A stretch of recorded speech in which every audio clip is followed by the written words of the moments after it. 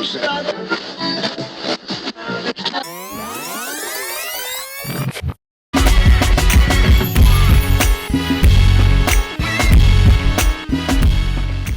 What's happening? What's happening? We're going to talk Spider-Man here in a minute. Well, first, let me introduce myself. My name is Bird, one of the co-hosts of the Room Upstairs podcast. This is... I'm the TallBeing, one of the other co-hosts. There's four of us all together. Like I said, Hayden's the other one that's trying to join. Hopefully, he will make it in.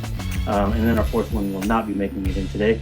But yeah, we host a podcast that we battle out movies. We do original movies versus the remakes. So our latest one was the He-Man Masters of the Universe movie.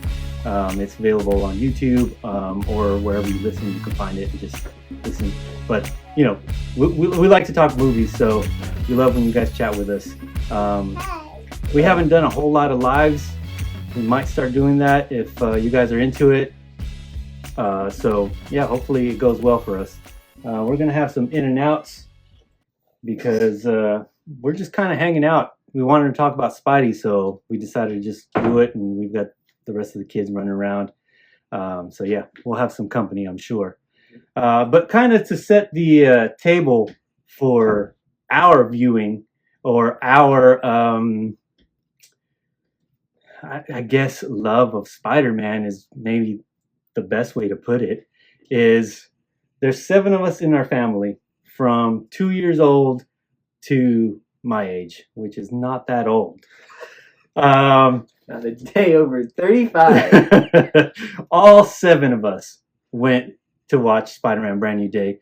Not opening day because we couldn't do it that day, but we did go that opening weekend. So that just kind of speaks to, 1, how much the family likes Spider-Man, but 2, how much families like Spider-Man, and how much he connects with not just teens, but with all ages, which is kind of crazy. Mm-hmm. So, yeah, I think that's pretty cool. Do you have anything else that you want to say before we get into any of the... Just on Spider-Man in general? Mm-hmm. I mean, he's like top 3 fictional characters for me. Yeah. Doesn't matter the adaptation, doesn't matter the writer. I will give it a shot, no matter what. The first Andrew Garfield Spider-Man movie was the first movie that I can remember being excited to go see. There are plenty of others that at the time I was like, oh, that's really cool, or that's a cool movie, but that was the first one that I remember seeing a trailer for it and be like, I gotta watch that. Yeah. That's my guy. And to this day is your favorite? No. No, not at all. But I do hold a lot of nostalgia for those. Yeah. So those, looking back, fond memories for those. Yeah. Yeah, I think that Spidey's been pretty good to us. Yeah. As a whole, not like us, just us, but like the fandom as a whole. Here's Hayden, I think. Let's see if he can join us. There we go. There you are. What's up? There's that handsome face. Oh yeah, gosh. You're wearing the wrong T-shirt, man. I don't have a Spider-Man shirt. I tried. Because you're a hater. Looking. Huh? What'd you say? If you can hear me, type hey. I'm curious who's still in here. I don't know who said that, but we're still in here. So we'll type hey then. That's what he said. He said type hey. We're still trying to figure all this out. So like I said earlier, it's our first time being on TikTok Live. So we're trying to figure it all out. But we kind of gave a little introduction to the podcast and a little introduction to us and like how we feel about Spider-Man. So Hayden, go ahead and do your little piece on what you think about Spider-Man, just like as a the character movie as a whole. or like the concept of Spider-Man. Just in general. Hey, wherever you want to go with it. Well, I don't want to start getting into movie stuff, and if we're not ready. Okay, yeah, no movie stuff yet in specific. Just kind of like overall, where do you stand with Spidey? So I've always liked Spider-Man. I mean, I think he was a lot of people's introduction into comic books. I know he was probably one of the first comic books that, like, when I learned how to read, like, the goal was to start reading Spider-Man as a kid. And so, like, anything with Spider-Man, I'm going to watch it. Like, I mean, I know there's good stuff out there. There's bad stuff out there. I love the Insomniac games. Into the Spider-Verse has been great. I know we're constantly waiting for the third movie, but like it's allowed me to share it with my wife, with my daughter. I think every kid has a Spider-Man stage in life, and so that being said, before we really get into the movie stuff, I will say that this was a very fun watch. Yeah. So I mean, super fun. Yeah. Is it okay that I'm not in black and white? I just realized that you guys are in black and white. Yeah, we're just keeping with the theme of the podcast, Well, if you don't want to be a part of the podcast, that's a good way to tell us. I'm really big on color representation, Bird. So I feel like black and white, that just kind of, yeah, it's takes away some voices, I feel like, Bird, but you do you. We're treating everyone equally is what we're doing. Oh, well, way to make me look like we don't see color. Yeah, well, because you can't. It's black and white. Like it's like dog vision. All right. Well, you want to get into the movie then? Do you have anything else on Spidey that you want to talk about? No, I love Spider-Man. I feel like everyone loves Spider-Man. When did you watch it? Did you go opening day? Friday night. Friday night. Is pretty packed Friday night. Yeah. So I mean, I like Thursday night just would have been kind of hard. I mean, kind of side note, I've been sick, so it was one of those things where like I didn't even know if I was going to be able to go. Yeah. But as much as I love Spider-Man, I risked it. So that's worth it. That's worth it. Yeah. No, I was. Hey, you. Dude, I was stressed the whole time. Right? I was stressed the whole time, but I was like, I got to see this before it gets spoiled. Okay, so look, you went sick, and we just mentioned that we went with the whole family, including the 2-year-old. Yeah. And I'll just say, like, before we even start talking about the movie, it was rough watching that movie with the 2-year-old. What do you mean? Because she was all over the place. So if there was anybody in the theater with us, I apologize. She's like going. So we're spread out, in one row, basically, 7 of us, and she's going from one end to the other, running back and forth. Because I'm on one end, Cody's all the way on the other end. Yeah. So she's going from me to her and back, jumping, and eventually I grabbed her and I took her out. Took her to the hallway. I was like, "You gotta stop!" Like you don't know how important this is for people. Yeah, all of us are here right now trying to watch this movie, and all those people out there in the theater are trying to watch this movie. It's a cultural moment. Yeah, she didn't get it. You got to tell them, bro. You gotta teach them. Yeah, it was rough, man. So like that kind of did spoil the watch a little bit. Okay. And so I may be a little bit unfair on my critiques of the movie today. Listen, me and TallBeing will tell you if you're wrong. So like, don't worry, man. Like we got you. My watch experience was great. Yeah. He was right in the middle of everybody. He was bypassed by.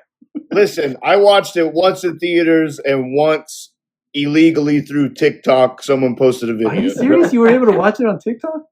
Somebody posted a video. They just said, "Screw it, brand new day movie," and it's the whole thing. Okay, hats off to whoever that guy was filming it and posting it for free.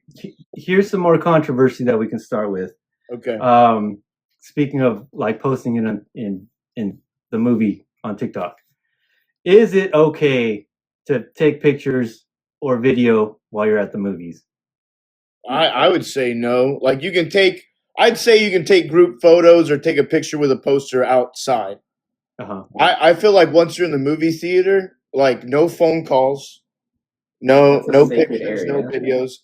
Uh-huh. That being said, I'm not gonna go up to like a little kid or something. Like my niece, I think a while back we went to go watch one of the Miyazaki movies in theaters, and it was new for her. So she was like, "I want to take a picture of like, a couple of scenes because I like the artwork." Okay, like you're not trying to make a bit. I mean, none of us even knew she took pictures. Like that's how stealthy she was. to film the whole movie, though, like even though I admitted I watched filming the whole thing is I mean, that's just straight up illegal to do anyway. Yeah, but I'm just talking about like, oh look, here's the opening shot of Spider-Man. It's illegal to sell it, Bert. Oh, okay, so you can post it. Well, yeah. Again, I think it's frowned upon. I'm not acting like they're doing a major service here, like they're missionaries. But yeah, you know, the illegal part is the selling it on like DVD or something. Yeah. But honestly, with how great the movie was, how could you stay focused filming it?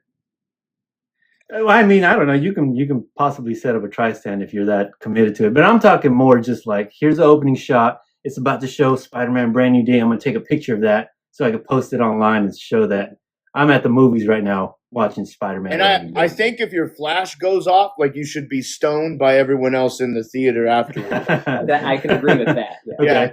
I feel like if anything you do, if it doesn't disrupt a person's experience, yeah, then as long as you're not breaking laws, I don't freaking care. The second you are now taking away from my experience, like you're scum of the earth, man. Like, and I've seen people where I'm like, act like you've seen a movie, man. Like, COVID happened, and then people were so excited to go back to the movies, but no one knew etiquette anymore.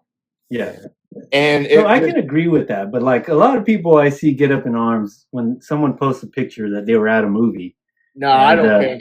And they're like, stop taking pictures while you're at the movie. Like, well, it's just a picture. Like, if you're doing that the whole time, and like you said, the flash is going off, or you're holding the phone way up here, you know, something like that, where you're actually disrupting everybody else. But if you're like, I want to snap a picture right here. Yeah, I think context matters. I think anyone making a post, it's like, I mean, clearly they're not worried about getting caught because they're not doing anything wrong. Yeah. Well, but if you stand up in front of me to take a picture, like I'm kicking you. Like, bonking. Like, I understand that. I understand that. You know, like there's levels to it. I can't be all in against, because I have seen it not hurt anybody. But then I've clearly seen like times when I'm like, that's a bit much, you know, like, and for anyone selling these copies, like, who are you selling to? I don't understand, you know. It's the super fans. But just, I mean, you wouldn't understand it. You don't even have a Spidey shirt. Well, I guess not. I'm pumped for Lanterns come Sunday. That's what I'm worried about. Yeah, it says me, who's not wearing anything. Well, I don't know what you're wearing on underneath that. You know, like, I'm not gonna judge. Yeah, I don't have my belt. I have a Spidey belt, but I don't have it. I saw that, dude. What a snack! It's nice, right? No, it's not. I like the hat though. The hat was sick. Oh, the Ninja Turtles hat, dude. I love that one. That hat. I love how that came out. The hat was sick. All right. Well, let's get into some Spider-Man Brand New Day talk then. Start no spoilers. We could start no spoilers, but I'm gonna say throughout here we're gonna have spoilers. So if you're watching and you haven't seen it, listen, I'm gonna try my just best. coming back after you watch it, buddy. We'll try and do a little bit of no spoilers. What do you want to do? Like just overall thoughts on the movie? Yeah. Okay. I think that's good. So overall thoughts, no spoilers. Who you want to go first? Yeah, I can go ahead. Okay. So this was interesting. I was very excited for this movie. Gotcha. Like most excited about this out of any movie coming out this year. Maybe. I don't know. I'm thinking of other stuff. Anyway, very excited. It was high anticipation. Yeah. Sheep Top Detective. Top You're forgetting five. about Sheep Detective. That's fair. Fair point. Yeah. It's not fair, man. So coming out of the theater, I had a small twinge of, I guess, disappointment. That feels like a very strong word. I just came out thinking there was something, like I hadn't completely figured out what my opinion on it was. And that happens sometimes, but a lot of times I come out of the theater and I think, okay, these are the things that I know I like, and I think it's a good movie because of these things. Here are my issues with it. And this took a few days to really think on it in a way that a lot of other stuff usually hasn't. So all the good things have really taken root, and like I love and adore a lot of things that this movie's done. And there are a few things that I have like little issues with, and like I don't know about that. I don't know about that. But I would say overall, like, best live action Spider-Man movie. Oh, okay. In my personal opinion. In my personal opinion, I think. That's even, but that's still a difficult thing. Best and favorite are different, you know. Yeah. Like it's definitely my favorite. It can be your favorite, and it doesn't have to be best. Yeah, it's definitely my favorite live action. Best. So it's taking the place of amazing because that was your favorite. Yeah. Even though recently I did rewatch all of the other Tom Holland movies in preparation for this. Yeah. One, they get such a bad rap for no puppy. reason. Oh, the puppy! Hi, puppy! That's way more important than Spider-Man. No, it's not. I'm not trying to derail it. I'm just showing her off. Some of us can be wrong. It's fine. I rewatched all the Tom Holland movies recently. Those movies get a really bad rap. They are hilarious and really, real good for the most part. And getting those writers back for this movie is awesome. And you can really tell, like, watching all four of them in order like this was interesting because you can see the progression of the writers and what they're learning and what they're taking from each past movie. It's really interesting. Anyway, movie I think is incredibly well written, obviously incredibly well directed. Like the music choices, the actual like cinematography of everything, the color grading, which looks like an actual movie for once, is awesome. Yeah. I think we're getting like some of the best performances out of a lot of these actors, at least superhero movie wise, that they've ever given. What else do I love about this movie? It's just really good. It's really good. I think it hits me personally in a lot of ways I wasn't fully expecting it to. Yeah. And I wasn't expecting it to be about what it was about, if that makes sense. And that was really cool. I liked getting hit by some unexpected stuff. So I'm thinking like 8 out of 10 on the whole is my current rating of it. Okay. No, that's not bad. Yeah. Right? Me? Yeah. So like right after the movie, I went straight to Letterboxd. So it was fresh in my head, and I scored it. That's interesting. And on Letterboxd, in case anybody doesn't know, the scores are 5 stars, 5 being the highest, 1 the lowest, obviously. And you can do half stars. Right out the theater, 3.5 stars for me. It was very mid for me. Okay. But like higher mid. Okay. A lot of good in there. There was some stuff I didn't like that we'll get into it, I'm sure, in a little bit. Are you still hung up that Zendaya's MJ? Is that what it is? Are you one of those? That she's in it at all. He was sure that Sadie Sink was going to be the real MJ. Yeah. Oh gosh. All so right now we are talking spoiler free. Sorry, somebody's mentioning it. Right now we're talking spoiler free. In a minute we're going to get into spoilers. Oh yeah. Hey, that's my boy Luke. Shout out Duke Blade. Hey. Yeah, that's my boy. Yeah. He's in. After Hayden gets done with his piece, he's one of our few. He's one of our few Mexico viewers. Mexico, nice. Yeah, he's in Mexico. Yeah, nice. Yeah, how do you know him? I met him playing Nerf one night in Mexico. No, you lived in Mexico, dude. I go to these crazy Nerf events in Mexico with my jet. Well, that's where you gotta go. No. No, he's my boy. He's my boy, man. Nice, man. Well, thank you for joining us, Duke. Yeah. But yeah, spoiler free. So what were you saying? You hated it because yeah. But like I mentioned, right, like it was a rough viewing for me because I had the little one running around. So I don't know how I know that did impact it a little bit because as I have pondered on the movie and thought about some of the stuff, there was more to it that I liked that I didn't. And a lot of it was a lot of the subtle directing that Destin Daniel Cretton did that was very different from what John Watts did in his movies. Yeah. So like lot of little subtleties with the characters, a lot of the background stuff that happened. Yeah. Like you mentioned with the cinematography and everything, like it all felt really good. So as I thought about it, I was like, man, I really like that part. I really like that part. I didn't so much like some of this stuff, but it's all right because this stuff was really good. Yeah. So I move it up to a 4. I think I'll have to go back into Letterboxd and change the score, but I think a 4. Yeah, That's what I think. The movie's doing so great. I don't think your review is hurting them at all. it might, dude. It If might. anything, Single-handedly if bring anything, them down. I might bankrupt the whole thing. If anything, someone's probably going to bring your review up and be like, "What happened with this guy? Like, what did we do wrong?" Like, I guarantee you, there's so few bad reviews. You were brought up in a meeting somewhere. 3.5 is still not bad. Yeah. No one's looking for the 3.5 star. Not bad. Anything under 5, I'm like, what's the point? All right, so you give it a 5, is what you're saying. No, I haven't even given my review. I'm saying if a movie's under 5, you wouldn't say it's good. Are you serious? 5 out of 10? No. Okay, no, out of 5. Oh, 5 out of 5. Oh, I'm such Yeah. Well, okay, listen. I gave it an 8 out of 10. I know.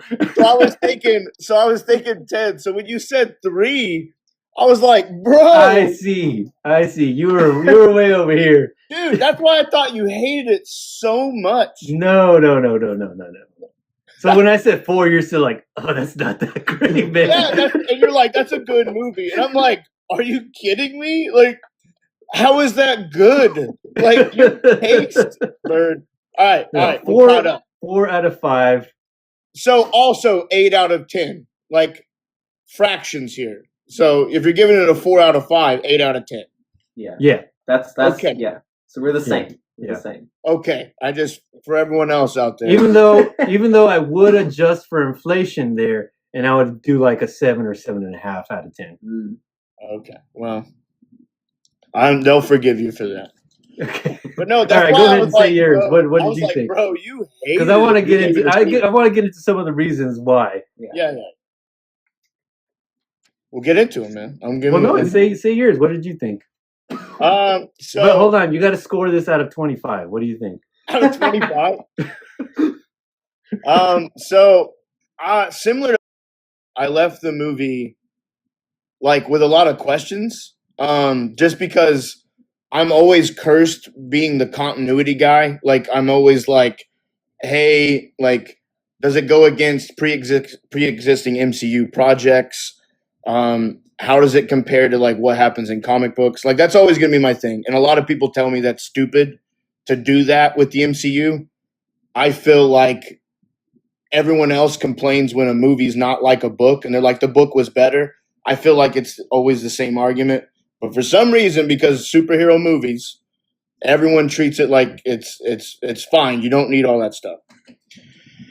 I left the movie. I enjoyed it. It was very entertaining, but there was a lot of things that I was like, man, I don't know if that was a smart move because like it didn't make sense to me. But also, if it's comic book stuff, then I have no complaints. And so I went home and then just like researched some of the things that happened in the movie, which, we're not spoilering yet. And honestly, there was only one thing that's like, yeah, that never happened in the comic books. And I was like, okay, so this movie was actually very comic book accurate. Mm-hmm. So then I started just like really going back and looking at how much I loved the cinematography, loved the choreography, the casting, fun casting, very superb. Like, I mean, I think we have a gem having Sadie Sink in the MCU now, long term, and she better be long term. I'm tired of this whole bringing someone in and then we never address it again. And so I really enjoyed the movie.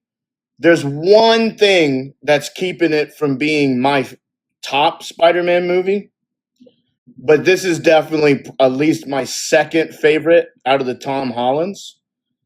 I don't know where it fits with all other Spider-Man movies, but it's definitely my second favorite with Tom Holland, for sure. Okay.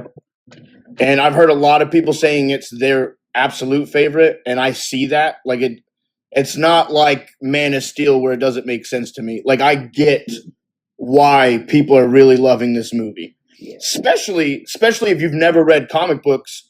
This is probably one of the few times a person probably felt like they were actually watching a comic book. Yeah, Kind of like it was very comic booky. Yeah, I'm going to put it on the Mount Rushmore with Superman as far as hitting every note a comic book movie should hit. And then it doesn't have to be perfection, but it's still, it does what we're paying it to do. And I had so much fun. But I left the movie similar to, Tall Being, like where I needed the process to the point where I actually have a friend that I'm pretty sure thought I hated the movie. But I needed the process. Like I was like, man, I don't know how I feel about some of these decisions. Yeah. And do what? I was saying, I think it's interesting that this movie like kind of forces you to think in some ways like that. Yeah. Like, and it sticks with you is something I've also found. Like, I know I've come away from some movies that I've been kind of unsure about and then just haven't really thought about. And to be fair, it's Spider-Man, so of course I'm going to think about it. Yeah. But like a lot of the things that it's doing is like, oh, that's really interesting. Like, Yeah. There's just some cool stuff. But yeah, I'm also glad you brought up Superman because it did feel very similar to me in a lot of ways. Even before it came out, and people were saying like, "Oh, there are too many characters. It's going to be overstuffed." Like, no, all exact same complaints that people were having before Superman came out, Yeah. and that movie came out great. Every character that was brought in did not overshadow Tom Holland. They just supported the narrative or supported him directly. Yes. And so, if anyone's like, "Oh, it was messy," I mean, you're such a boring person. If that, I feel like you kind of missed the point of them being there. Yeah. Oh, like this is 2026. Like, there's gonna be other Marvel characters in the world now. Like, that's one of my complaints with Brave New World, is that something that big didn't have more connecting tissue. Mm. And we'll talk about that more with the spoiler section of the live, but. No, it was really good. It was really good. Like it felt like a new New York. Now that Spider-Man's been there, and I really enjoyed that, and I believed it, and everyone's now a fan of him, and it gave me Insomniac Spider-Man vibes. Like a lot of things reminded me so much of the video game. It was like I was like, man, like this is. I mean, they did this movie for diehard Spider-Man fans. Right. Yeah. Well, Tom even came out, right? And he said it. He said it too. What did he say? Oh, he wasn't on screen with you? He just came to visit us, I guess? What is it? He was like, "This is Tom Holland." In his British accent. And no, he's talking busy about right it now. being... Do you know what the time is over there? Like, no, he's... It's only when it works out. Dude, he hasn't even had his first crumpet yet. He's fine. But yeah, he just said that it was a movie that they really put some thought and passion and wanted to make it something for the fans. So they shot so much extra footage that they said that there's enough to make a second movie of stuff that they decided not to use or cut or pivot.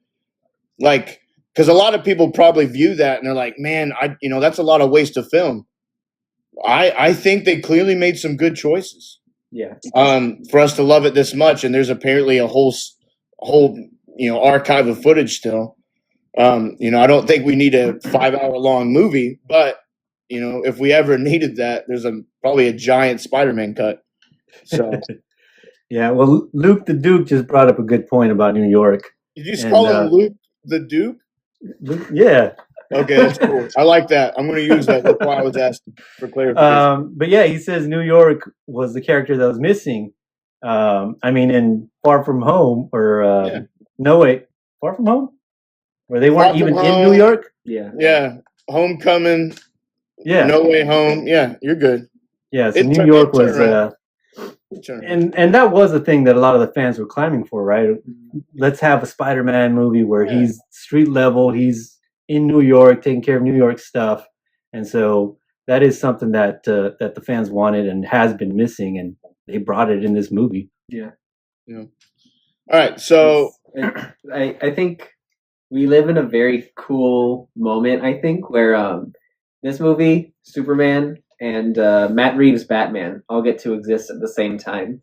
Like, they all remind me of each other.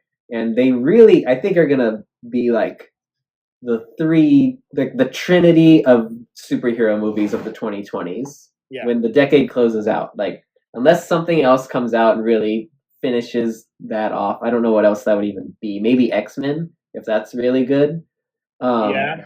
But like those 3 24? together, I think are like the perfect trinity of these were the superhero movies of the 2020s. And I think they all even do that.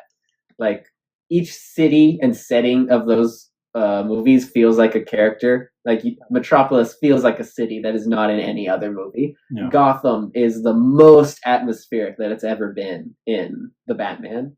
And now New York, like I think none of the other Marvel movies have even really had as much New York as this movie has, and like focused on it as like a presence in the entire movie that I think is really cool.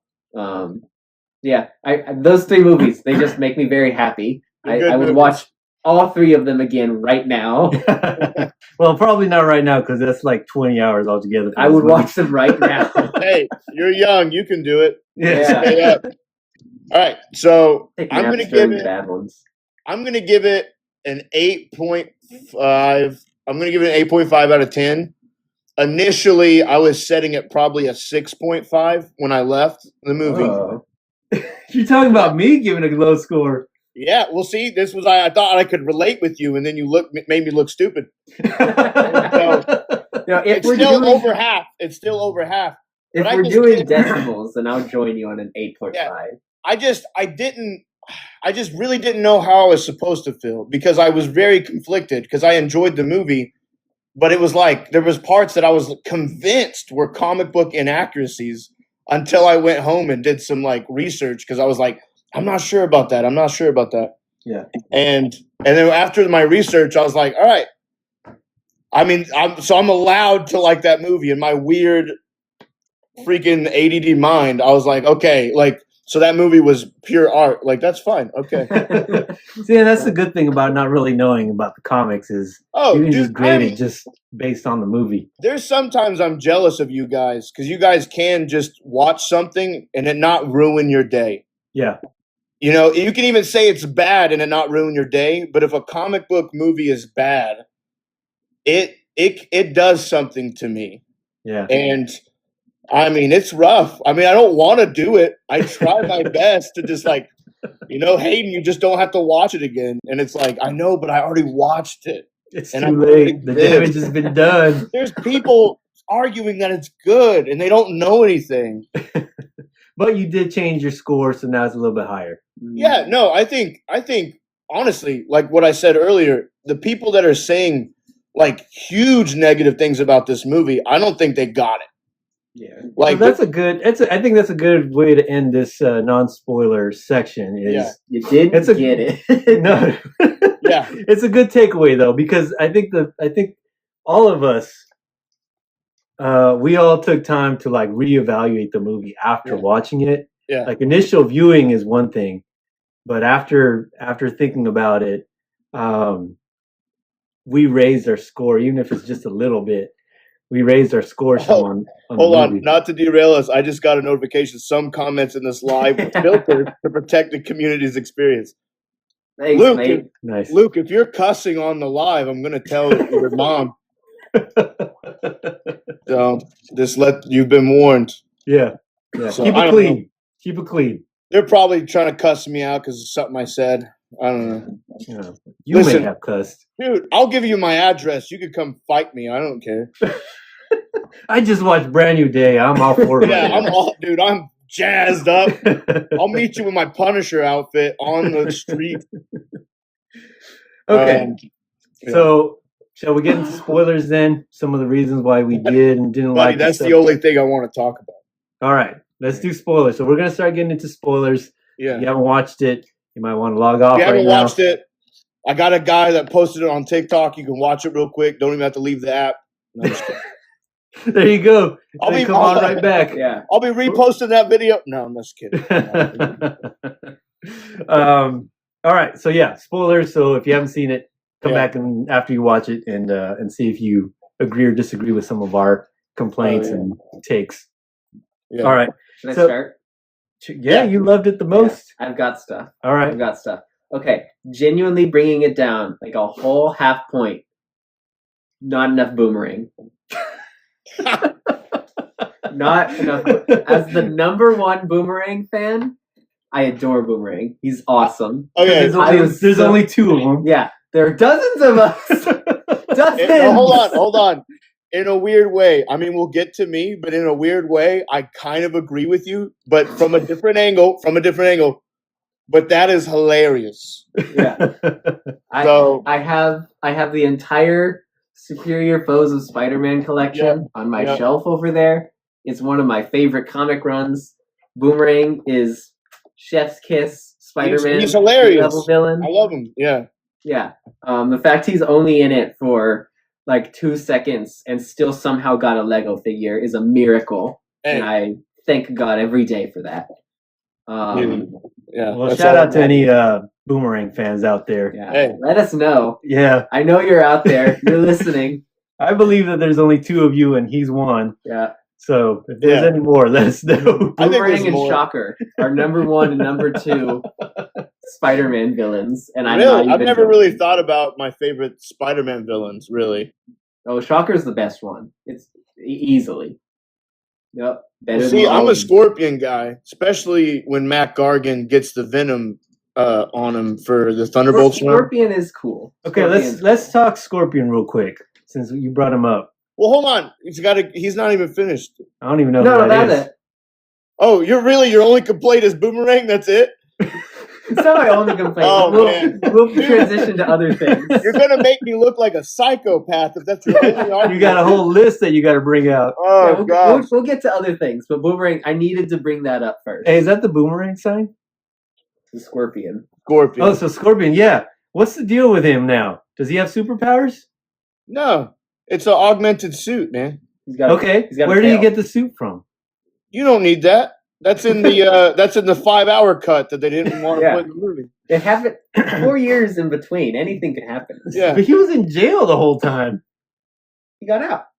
I know he got out, but where did the suit come from all of a sudden? So this is one of the, and it's a nitpick. Okay, it's a nitpick because in the end it was a comic book movie where it did feel very. J. Jonah Jameson is another one, yes. Where it did feel like it was a comic book where stuff just happens in comic books. Like all of a sudden, this superpowered person shows up, and you're like, "Oh, who's that dude? Cool!" Yeah. And that's the same thing. But since we're talking about this is an ongoing universe, right, with the MCU, and we've seen Scorpion before. Yeah. It's harder for me to buy that these things just happen, right? Yeah. Same thing with the hand. Yeah, especially because the movie was called Spider-Man Scorpions Rising. And so, like, I get it. I'm not saying that we need a full story on and background on what happened. Is this the skunkor argument again? This where is it's like, Jesus Christ. It's such a skunkor. This is Scorpion's backstory. Not everything I'm not saying we need the backstory. I'm not saying we need the backstory at any of the guys. Listen, not everything has to be shown. I didn't need to be like. They didn't even show what Scorpion ate for breakfast. Like, was he ready for that fight? Like, was he well rested? He has to have a lot of protein, you know. Dude, but I'm saying though, like, I'm saying because we're used to seeing that in the MCU. Like that's what it's been, and that's been a difference with some of the new movies. And I think that's been probably. I don't want to say a downfall. I don't think it's a downfall, but I think it's maybe a miss. Shut up, Luke. Don't agree with Bird. but I'm not even saying he should have had a bigger role. I think he was fine with the role he had. I'm just saying like there was. I'm just saying I don't really buy that he just shows up all of a sudden. You're saying this is something that's been going on in recent, but in Iron Man 2, he just says, "Give me that briefcase," and then the briefcase turns into a suit he puts on. No one said they should have showed him making that suitcase. Yeah, but they did show him making other suits before. Right. And so, like, we can buy between 1 and 2 that he has upgraded his stuff. Yeah. And you know what? The movie's called Iron Man. So that makes sense to show more of that character. Okay, Bird. But Iron Man has different suits in different movies, right? That are not called Iron Man. And we don't question it in that either. Why? Right. Because so why in Iron Man, the first one, So why He's established that he makes the suits and he keeps on making different suits.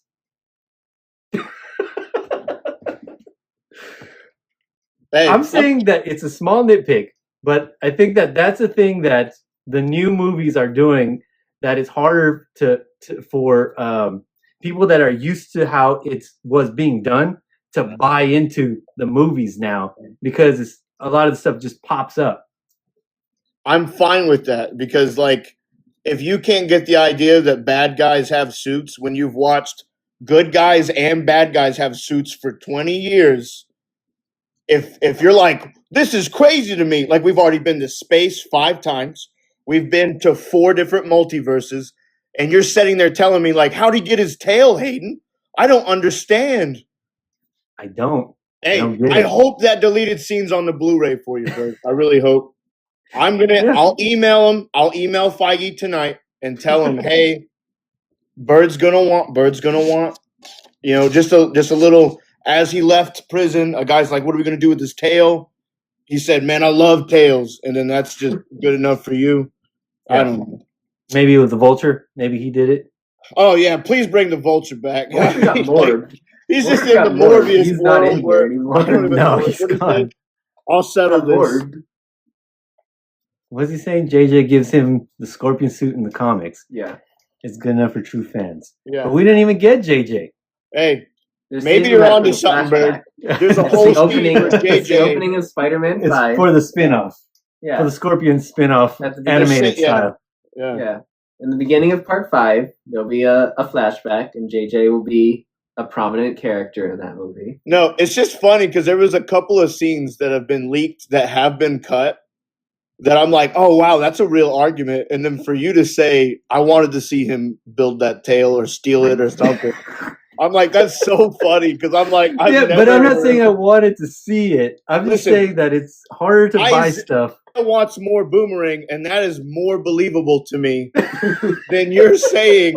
Yeah, like he didn't have. No one questions that. He does just show up, but that's why he's just there for a second. So is Tombstone. So is Tarantula. So is who else was there? That's it. There's the that guy one guy that's that ramming just the wall. the wall. Oh yeah, what's that guy? Ram Man. They're crossing Fisto was there. He was fisting people. Hey, I'm fine with it. I'm deeply disappointed by the lack of Big Wheel too. But look, oh gosh, the reason why that whole thing does work still, and why I'm not really complaining, is because the whole movie does feel comic booky. Yeah. Right. So like for this stuff to happen, and because more of just Scorpion's deal happens, right? Yeah. It's not just him. Other things just happen that you are supposed to just accept, right? Yeah. So because that happens through the whole movie, I'm like, all right, cool. But if I'm gonna nitpick as far as like how previous movies have been done, that's my nitpick. Okay. It's like, I want to see his receipts from all these flowers he's buying. That's what I want to see. There's no way that's got to be a lot of money that you're just throwing at flowers. Where's he getting that money? He doesn't have a job. Okay. That's a real argument, though. I've had that with real people. They don't like even lazily show that he's like submitting pictures through an email to. He has done no photography yet, right? Yeah. Like there's been none done. And I understand you probably can't get Simmons to come like shoot a scene. You could have lazily just had an email of him like yelling in caps, and he's just like, oh yeah, I forgot, because he's doing computer stuff. Just moves the pictures over, sends it. All right, we're good for the week. Yeah. Amazing Spider-Man. Listen, it's 2026. You don't have to have a job. I've seen a lot of people like milk the system. Yeah. All right. So let's talk about some of these other cameos. Let's do it. All right. So we already got Boomerang. Yeah. We already got Scorpion out the way. Yeah. Do you want to talk about any of the other 2-second cameos that were there? No, they just were all cool, and I love the nod to the covers that like first showcased them. Like again, this movie was made for comic book fans. Yeah. And so I understand someone like you that doesn't read, like getting frustrated with the small stuff that's like they're not showing that. Like I hear that argument. Like I believe that. And I think you're 100% right. I think comic book readers are okay with the world. And so they have a lot of pre-existing knowledge that you have to have as you're reading these events to events to events. Best comic cover recreations. Boomerang. No, the swinging of the dude. I thought that was cool. Yeah, Amazing Fantasy 14. Yeah. Like the first appearance one. Yeah, I gotta agree with that one. The jumping off the roof with the guy. That's Boomerang. like Boomerang. because I think of iconic covers. That one's been redone like almost every 10 years. That's true. Like, But I did also like Miles Morales has done it. I have seen other comic book companies do that with like Invincible or whatever. Like it's like the Akira motorcycle slide thing that they always like put into other shows and things. I mean, the Looney Tunes references the Akira motorcycle slide. And so like I feel like it's up there with that. I agree with Bird on that one. That's probably the best one. Yeah, I do like the Tombstone one a lot too. Oh yeah. I thought that looked really good. I hope we get to see more of these characters. I want to see Tombstone personally. Yeah, that's what I'm saying. Like, you know, it's a character we haven't ever really seen in live action. So I'm gonna tell you a fun fact about Tombstone. All right, that dude is from LA, and did you hang out with him? Huh? Did you run around with him? Or you got to tell me that you're buddies? We're not buddies, no. But he did start off as a rapper, and I did go to a show, at least one show. I think I've been to two of them, but I went to at least one of them to watch him rap, and I was up front row, like, hey. You were like, man, you're a perfect Tombstone. Did you say that? I knew it at the time, so I was on board already. Name? That would have been cool. Paul's Tombstone is a fictional character. What are you talking about? That's true. Yeah, it wasn't Tombstone that I saw. Bird wouldn't lie to us. Yeah, it was. He went by Krondon at the time. Krondon? Yeah, Krondon. That's a cool villain name. That's very. So it is. When I saw his name, I was like, "Who's this dude?" And then I saw him rap. I was like, "Okay, he's cool." Yeah, and that's like a He-Man villain, Krondon. Yeah, and then he was on another show as a villain. What was that show that he was on? I don't remember, but I saw him on there. I was like, "Man, Krondon is acting now." So is he getting typecast? He was cast as Tombstone. I was like, "Is he getting typecast really quickly as villains?" He might be. Even though it's only two roles, but still. Hey, he was Tombstone in Spider-Verse too. Did he voice it? Oh yeah. Yeah, he voiced him. Yeah, that's true. That's cool. Okay, that's cool. Yeah. So, all right, let's talk about the big cameos. No. Which I don't know if we can even consider them cameos. Yeah, these aren't cameos. Nah, I would say supporting characters. Class. Yeah. Yeah. So Ned and Zendaya, right? They're cameos. Yeah, they're cameos. Actually, there is one more cameo we do need to bring up. Okay. Paul. Oh yeah. Is that the boyfriend? Yeah. I was shocked with how little we see of that guy. Subtitles have confirmed. Are you serious? It's Paul. That's funny. Which means he is the fastest character to go from comic book to adaptation. Yeah, 4 years since he debuted, and he's now in a movie, and it's the greatest thing I've ever seen. So I'm missing something. Who the heck's Paul in the comic? It's funny that I know who he is. Yeah, so Paul is possibly like modern era most infamous comic book character, just because he. Oh, I didn't know about that. Yeah, he is loathed by like the entire comic book Spider-Man fan base.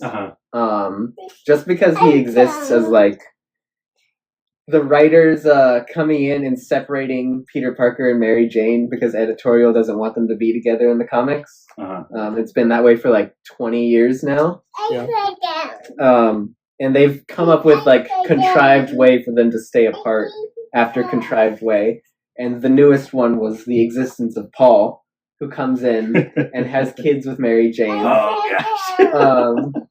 That also, like, I guess he's magic or something, but he's also just a normal guy. I don't fully understand Paul. You can't be a normal guy and magic. The kids are magic somehow. I don't know. Anyway, he died this year.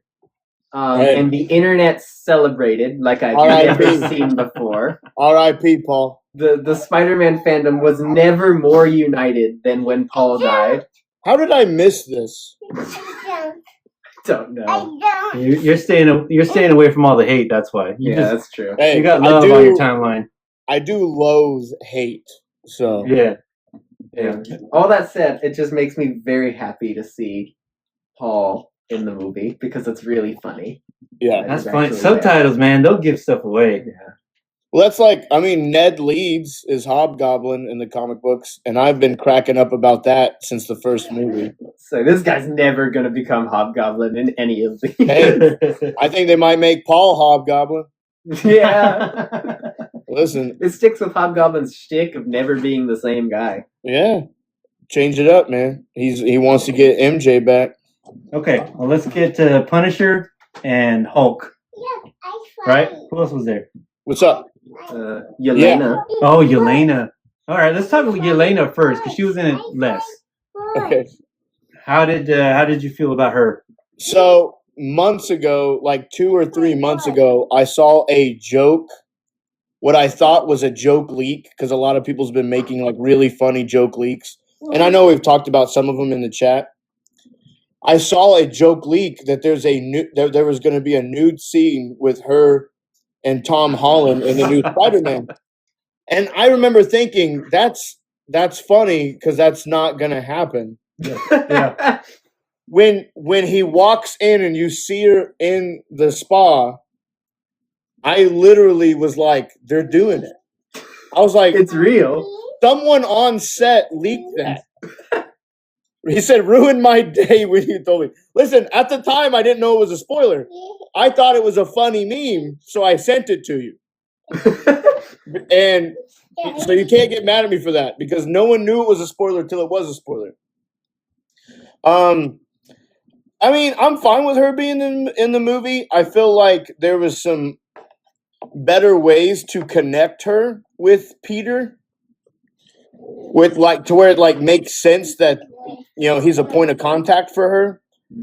I know it's not like show me where you got the tail, but I feel like there could have been a little more context of like the new Avengers were trying to bring Peter in. And like classic Peter fashion, he's like, nah, I already told one Avengers no. I'm still going to tell you no. I'm just doing my thing. Right.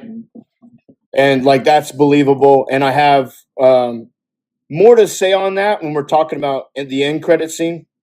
But I was fine with her. I mean, she's one of my favorite new characters. Yeah. So if they're going to keep putting her in stuff, I'm not going to get mad. It's more believable to see her existing in the world than seeing Wong all over the place. Yeah. Because there for a while, I mean, that guy was put into everything, man. It's like, why you? I understand if it's happening in New York or has anything to do with magic, but there would be like something happen. It's like, well, Wong's involved. And I'm like, how? He wasn't even in Doctor Strange this much. But that's my thoughts on her. Yeah. Bird, you hated it, so why don't you tell us more about I did think it was a little weird, the whole spot thing. Like, that felt really out of place. Hey. He's like, take off your clothes. Like, what? Are we watching Spider-Man right now? Yeah. You brought I your didn't know what 2-year-old? was going to happen. Bird, you brought your 2-year-old? Man. I know, that's what I'm saying. I was like, I don't know. My 7-year-old is right there with me. Bird, that's not funny, Bird. It was getting a little awkward. I did also think she was a little bit silly. Well, yeah, and that's why I think, and again, I'm trying not to get ahead of myself. I have some cool pitches that I wish I could have made in that room that I think would have like finessed the movie a little better. What did he say? She wanted to see what he was bagging.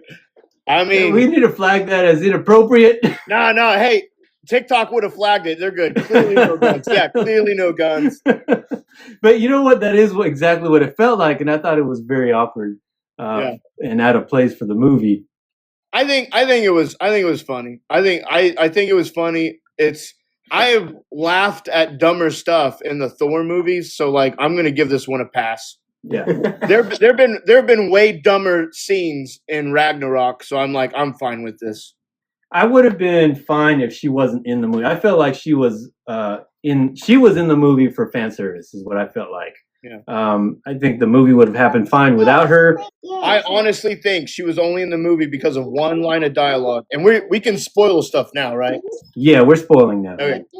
So when Peter's asking her to do like a search on Sarah Gray with connection with Jean Grey, you see her face change when she says, "Oh, it's her sister."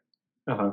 Yelena has only connections with her sister and all these other sisters. That's a big part of her story. And so it's more believable when she saw that for her to look at Peter and be like, you need to do something. Like, you need to save her. Like, you had to have someone that was going to go against what Frank was saying to do. And it's like, well, who's going to do that?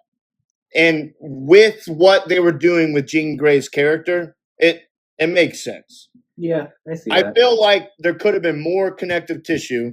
And I mean, I'm just going to say it. I'm trying not to get ahead of myself, but I'm just going to say it. So the end credit scene was stupid. I feel like if they wanted to do a really good tie-in with the end credit scenes with Thunderbolt and Fantastic Four, it should have been Peter calling Yelena to tell her, hey, I'm not going to do this alone anymore. I know that you've been trying to bring me in on the Avengers. I'm ready to join you guys. Because that fits with what the movie was trying to tell us and teach us and for him to learn. So then he says that and she's like, good. We got it. We actually have a big problem and you're the only one I know that's been to space. And then it's like a cool little like bring in, you know. But apparently they wanted one guy to just set on a Saturday and make a cool little image thing on his computer, and that's our end credit scene. Is just a blip is now not on Earth. And I sat and waited for that. And I felt so stupid. And so I feel like they could have had more connective tissue to where there's no argument for why Yelena's there.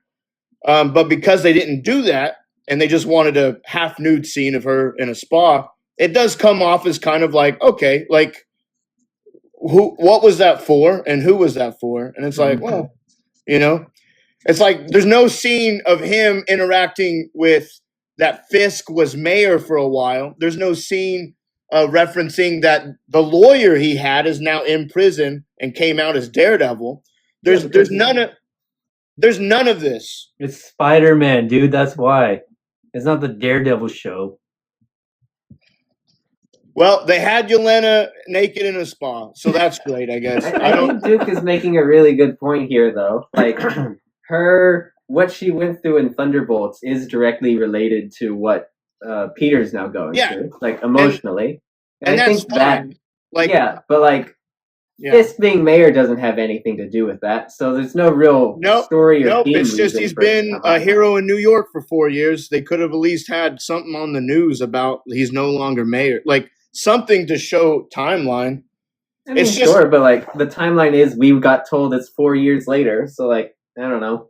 That's 4 years. 4 years from what? From the end of the last movie. From the last Spider-Man, or the last movie, or the last Spider-Man. Okay, so when does Daredevil happen? In between those. I don't think it matters. Good. I hope I passed the test. The stories aren't ultimately connected. That's great. Like you're doing the same argument that I was doing about Scorpion. No, it's not. That's stupid. Me saying that they could have had a more hype end credit scene to build hype for a movie coming out in a couple of months is not the same as like, how'd he get a tail? That's weird. I am deeply confused by what you mean by fan service, though. Because Yelena is a favorite right now. And people love to see Yelena right now. And really, that's what made it fine for me, for her to be in there, because I do like her as a character. So, like, having her in here didn't really make a lot of sense. But for her to be in there felt out of place for me, but I didn't mind it so much because I am a fan of her character. Yeah. So that's why I mean, like, some of these cameos were for fan service, but at the same time, they still worked in the movie, in the context of the story. And I'll let you get into that here in a little bit. But that's what I mean by fan service. Like she was there because people want to see her, so they're like, "Hey, here's." It's what we were talking about earlier with New York being part of the movie. Mm-hmm. Right? That's what we wanted to see. We wanted a Spider-Man where he lives in New York, where he's working in New York, and so they're like, "Here you go. Here's your fan service." So same thing with Yelena. I mean, I guess I just don't think it's any different than like phases 1, 2, 3 characters crossing over, like Captain America being in Homecoming. Like it's mostly for a little gag, but like they want to build connectivity between those movies, and so you have little characters show up here and there. You have Bruce Banner show up at the end of Iron Man 3 as the guy that he was talking to as a therapist. And you have Phil Coulson show up between stuff. Like I don't think it's really that different. It's just there because they know, hey, we got to lock back into. If people want to view this as a big universe, then we got to make it feel like a big universe. So we're going to do that again. Like I think it's just they're going back to the roots of what they've always been doing. Yeah, I don't know if I'd call it fan service either. I mean, only fan service is probably like they showed her in a hot tub. I think. Yeah. But I agree with, like, that's kind of what I was trying to say is they could have just done more to connect it with the end credit scene. Because the movie is coming out in December, and the movie has not built hype for me at all. Like, I didn't enjoy the trailer. They're not doing a good job of getting me hyped. All these other movies have really, like, like I remember the hype going into Endgame was insane. Infinity War was crazy. Doomsday, I don't know. Like, it's not making me less excited. There's nothing. I don't know. This was like, this was the last movie we were going to get, I think, before Endgame. And that's the end credit scene we get. I'm like, okay, well, the Thunderbolts one was cooler. Fantastic Four was cooler. And that was last year. And so I'm just kind of like, all right. No, I think I was right. She's a perfect character for the narrative. I think Luke the Duke is right. He's on fire right now. I agree. What did you say? All of the cameo characters contribute to his character growth, reconciling Peter. Yeah, okay. All right. Well, I mean, I think we're all saying the same thing except Bird, is what I'm getting at. Bird said it's fan service. Anyone that agrees with Bird could back him up in the chat, I guess. He didn't like Florence Pugh in the movie, so come in here. No, I'm just kidding. I'm not trying to put people on you, Bird. Well, it sounds exactly like that's what you're trying to do. No. Pretty much you're saying the words. As I'm making other accounts to like comment on that. No. So this is the other interesting thing is if Spider-Man, so this could go one of two ways. Either Spider-Man is in Doomsday, in which case they obviously want it to be a big surprise in the movie itself for some reason. Because they haven't announced that he's in it. Yeah, they haven't announced it. He's not in the trailers. They could have done the announcement even with this movie, with the Spider-Man will return in Avengers Doomsday. But they just say return. Right. Which makes me kind of assume that the other option is he's not in it and he's just going to be in Secret Wars. In which case, I think it's still kind of weird. You could have said and done like a slow fade in of like he'll return in Secret Wars, and it's a big like, whoa, what's going to happen? Why is he skipping a movie?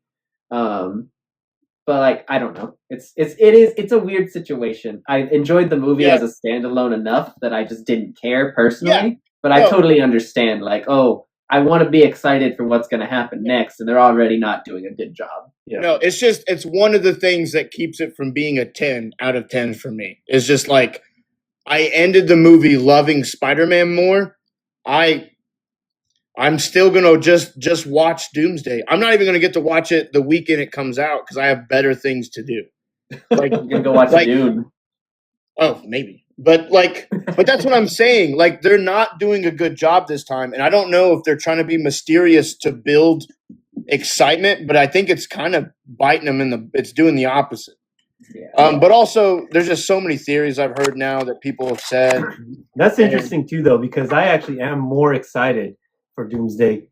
Actually, after that last trailer, after watching Brand New Day and then that last trailer, I'm more excited for Doomsday now than I was before.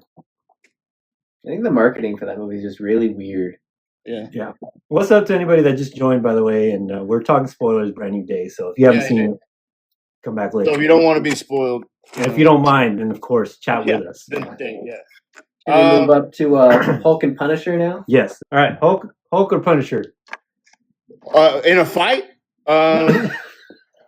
Okay, it was funny when Frank Punisher was like, or Tom Holland Spider-Man was like, "Hey, you're just trying to get away from fighting the Hulk," and he's like, "No, okay, I guess so."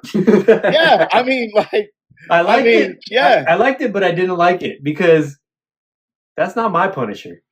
My Punisher's not scared of anybody. He's never fought the Hulk. He's never fought the Hulk, but he doesn't care. He comes in guns a-blazing just like he did. Punisher doesn't want to die. But I mean, Frank's you could have also fooled not me a because moron. he looks like he always wants to die. He's not a moron, though. Like, what do you mean not your Punisher? What's your Punisher do? Eat crayons and just shoot things? Like, he came in. Crayons? He came in. He emptied a whole mag into the guy with a higher caliber gun, and then realized, all right, I'm out of options. Like, right, but on the way out, what'd he do? He shot him some more. Because you're just not going to shoot it. You can't take him with you, man. Like, if it slows him down at all, I'm taking that chance. Hey, yeah, listen. I guess. Shoot him in the face, try to distract him. You know, he probably feels like gnats, bros, guns. What? Yeah, everyone is scared. No, I agree. Not Bird. Bird would have took him apparently with the stuff Punisher had. I got to go out on my shield. No, I thought Frank was perfect. I liked the character dynamic between him and Peter. It wasn't exactly like him and Matt, because a lot of people are trying to compare them. Like, why is Frank being so nice to this kid and so mean to Matt? Have you watched the dialogue between him and Matt? Literally, first outing, Matt tells him, "Boo-hoo, people have lost family members, Frank." Like, he has no compassion for him. Why? Yeah. Daredevil hates Frank because Frank's getting to do the thing that Daredevil will never let himself do, which is cross that line. It's the Batman line. Mm-hmm. Frank now has always pictured Peter as a kid. Like, he even said that whenever towards the end of the movie. He's like, I pictured you like a kid. I knew it. Peter is so he brings that nice spirit that I think a lot of characters in the comic books play off of. You see it a lot in the comic books of, like, do we necessarily need Spider-Man for this mission? Maybe not. But he's Spider-Man. But why would you not bring someone that's going to be able to keep the morale at a good spot? Because he's got the Superman aura, man. He's got that vibe. And so I think it was cool seeing Frank, like, man, I'm trying to be tough to you because I have this idea that you're just a vigilante like me, but he's really trying to be a hero. And the fact that Peter treats him like a hero and doesn't treat him like he's a murderous freak, I think that's good for Frank, and that's appealing. I'm nicer to people that are nicer to me. Like, I'm not, and so, like, that's a real thing. Like, if you're a very closed off person, once that person's, like, believing in you and giving you the benefit of the doubt, like Peter was. I mean, Peter went to him for help. He could have went to Yelena. He could have but he was like, no, man, like, like we've gotten to some stuff in Staten Island, and I just, I believe in you, man. I think you could be a part of this. And so I really liked it. I know a lot of people are like, where's this coming from? And I'm like, I had no complaints about it. So, yeah. Bird, did you hate it? I did like their dynamic too. I thought it was fun, but I like the dynamic between Punisher and MJ also. Yeah, I thought that was really funny. Like, her boldness toward, like, she has no idea who this guy is, and she's just going at it with him. You like chili? Yeah. All right. Well, cool. Very cool. I made chili. Chili. Man. That's the first person that's eaten his chili in like 12 years. Buddy. Yeah. That was like a really invite anybody over anyway. Really somber. That's what he wants. He wants someone to eat his chili. No, and I think that's why he was such a good piece of the movie, is because he is Spider-Man in the future if Spider-Man keeps going the way that he's going, right? Mm-hmm. He's going to be lonely. He's going to be bitter. He's going to be angry. He's like, this is my sentence, is to be this guy. Yeah. And that's what Peter is going to be if he doesn't change. but Punisher sees that in him. Right? He Yeah. sees that in, like, you could be like me, and I don't want you to be like me. You're a good kid, and he appreciates that, and he wants to like salvage that as much as he can. Yeah. So I think his addition to the movie was great. Yeah, and they were just a lot of fun banter between them. But where did he get his guns, Bird? Where's the scene where he got his guns? Well, if you watch Punisher One Last Shot, they tell you there. No, they don't. That little one shot. He's got him buried behind a wall. Hey, good question. How spicy is the Punisher's chili? I mean, dude, he ain't eating spicy. you don't think? You think he's just No, I think he like greasy over chili? spices it to compensate. He is a white guy. He Yeah. probably Yeah, should make man. some wheat chili. He's tough. He's tough, but he's not eating spicy. Real question though, does he put beans in his chili? Oh, that's a good question too. He probably puts sausage, hot dog meats in there. Yeah. Cut up some weenies. Listen, hey, I'd eat with Frank. He's cutting up weenies and putting weenies in the chili. Yeah, he's getting those Vienna sausages in a can. Oh no, you know, not Vienna sausage. No, that's not the same thing. No, dude, he's the Punisher, man. Oh, that's so gross.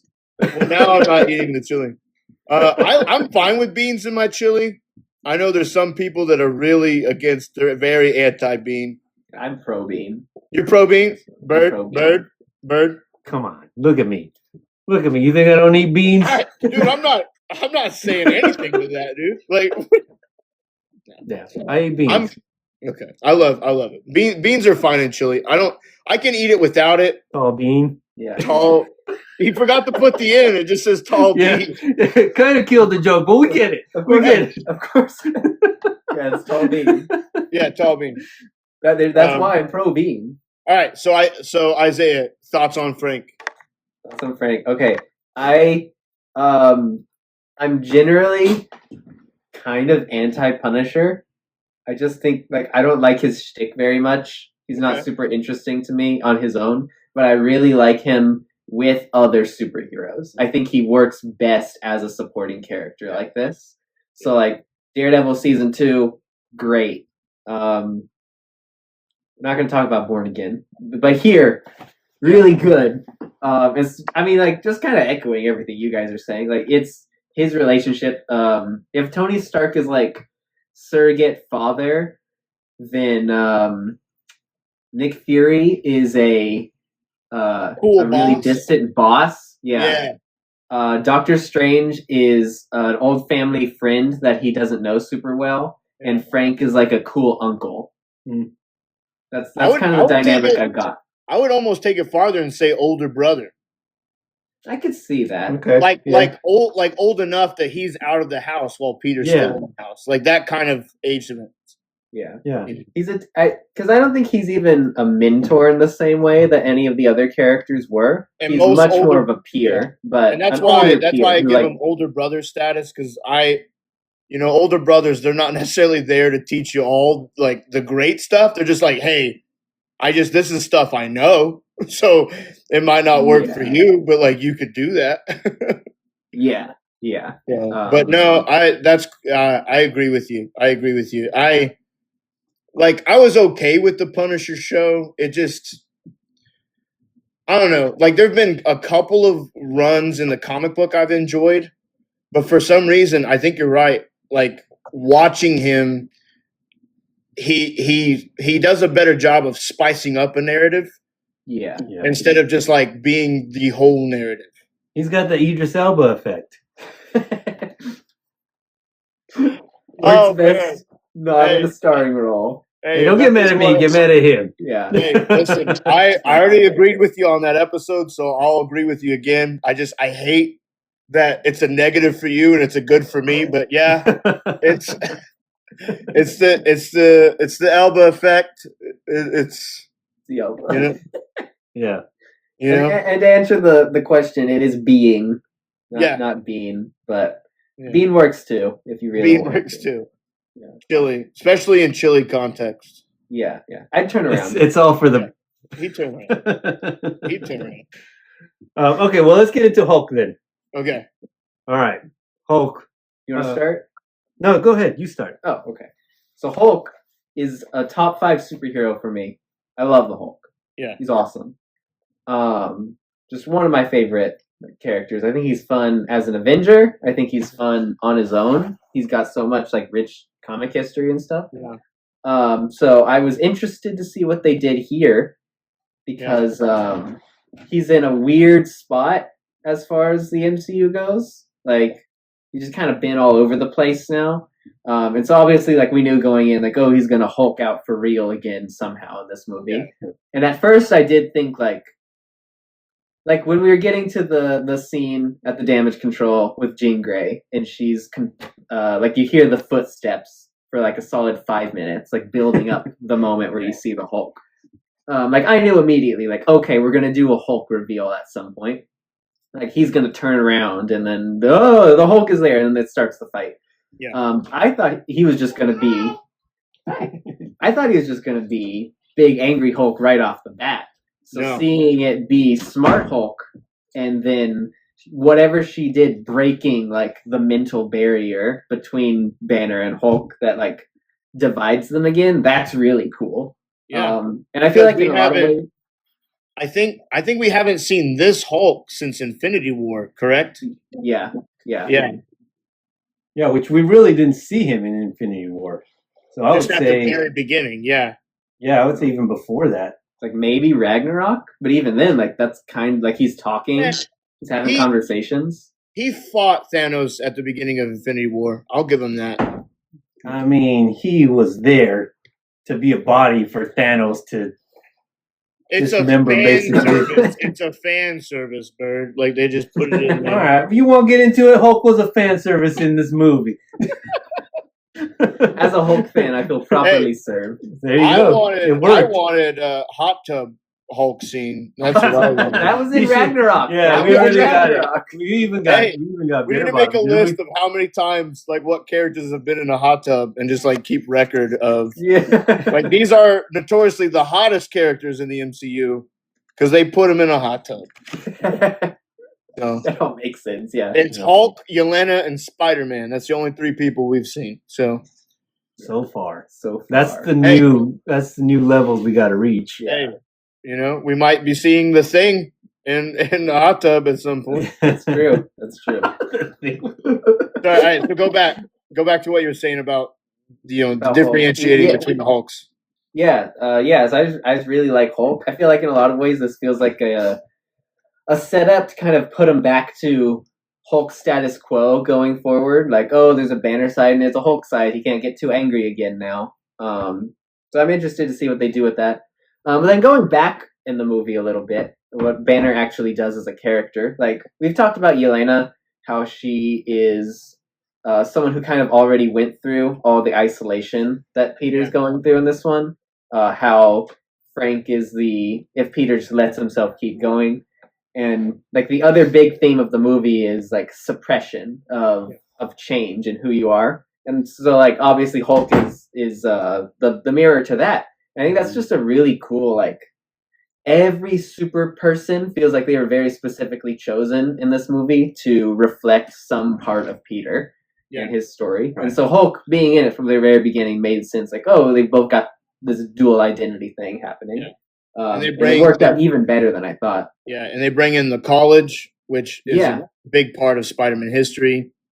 And like, and I love Hulk too, but I am a fan of having Bruce Banner be smart too. Yeah. Like, there's a lot of points in the comic books where he's a part of discussion and decision making and projects. Yeah. And so the fact that like, oh, Tony's dead, what are we gonna do?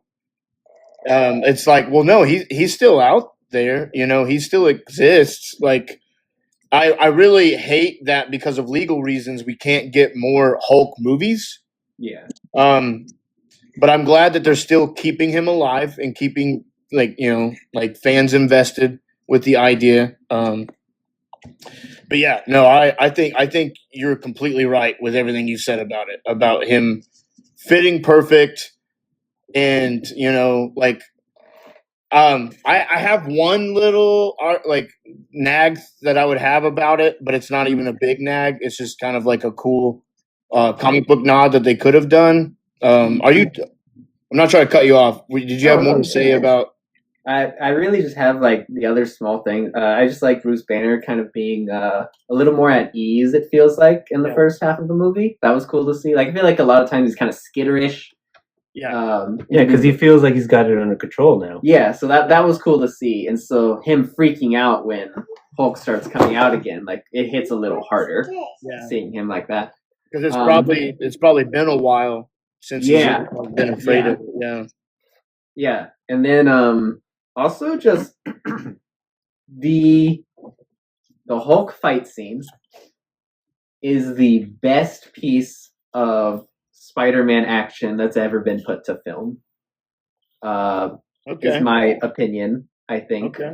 Like, it's so impressively shot. The views from Peter's point of view when he's webbing out of the building. The camera work whenever the fight, like, kicks off with the Savage Hulk. Yeah. And, like, you're rapidly going through these hallways and through the rooms. In front of Spider-Man, Hulk chasing him. Yeah. Like all of the choreography to get the building like tied and tethered to the back of the Hulk. Like just it's so good. It's so good. Yeah. I know there are gonna be people who are like, oh, Spider-Man 2 train scene. No, this is better than Spider-Man 2 train scene. Easily. Yeah. Dude, easily. Yawn, Spider-Man 2 train scene. Yawn. It's a more interesting fight. I'm fine with upsetting a bunch of 40-year-olds that can't let it pass go. Like, it's like, oh no, things are getting better and it's too quick and it confuses me. And it's like, all right, like you're old. Any person that romanticizes the Sam Raimi Spider-Man movies, I'm like, I mean, you don't salt any of your food. Like, you have no flavor in your life. I saw it said that the Raimi fanboys are like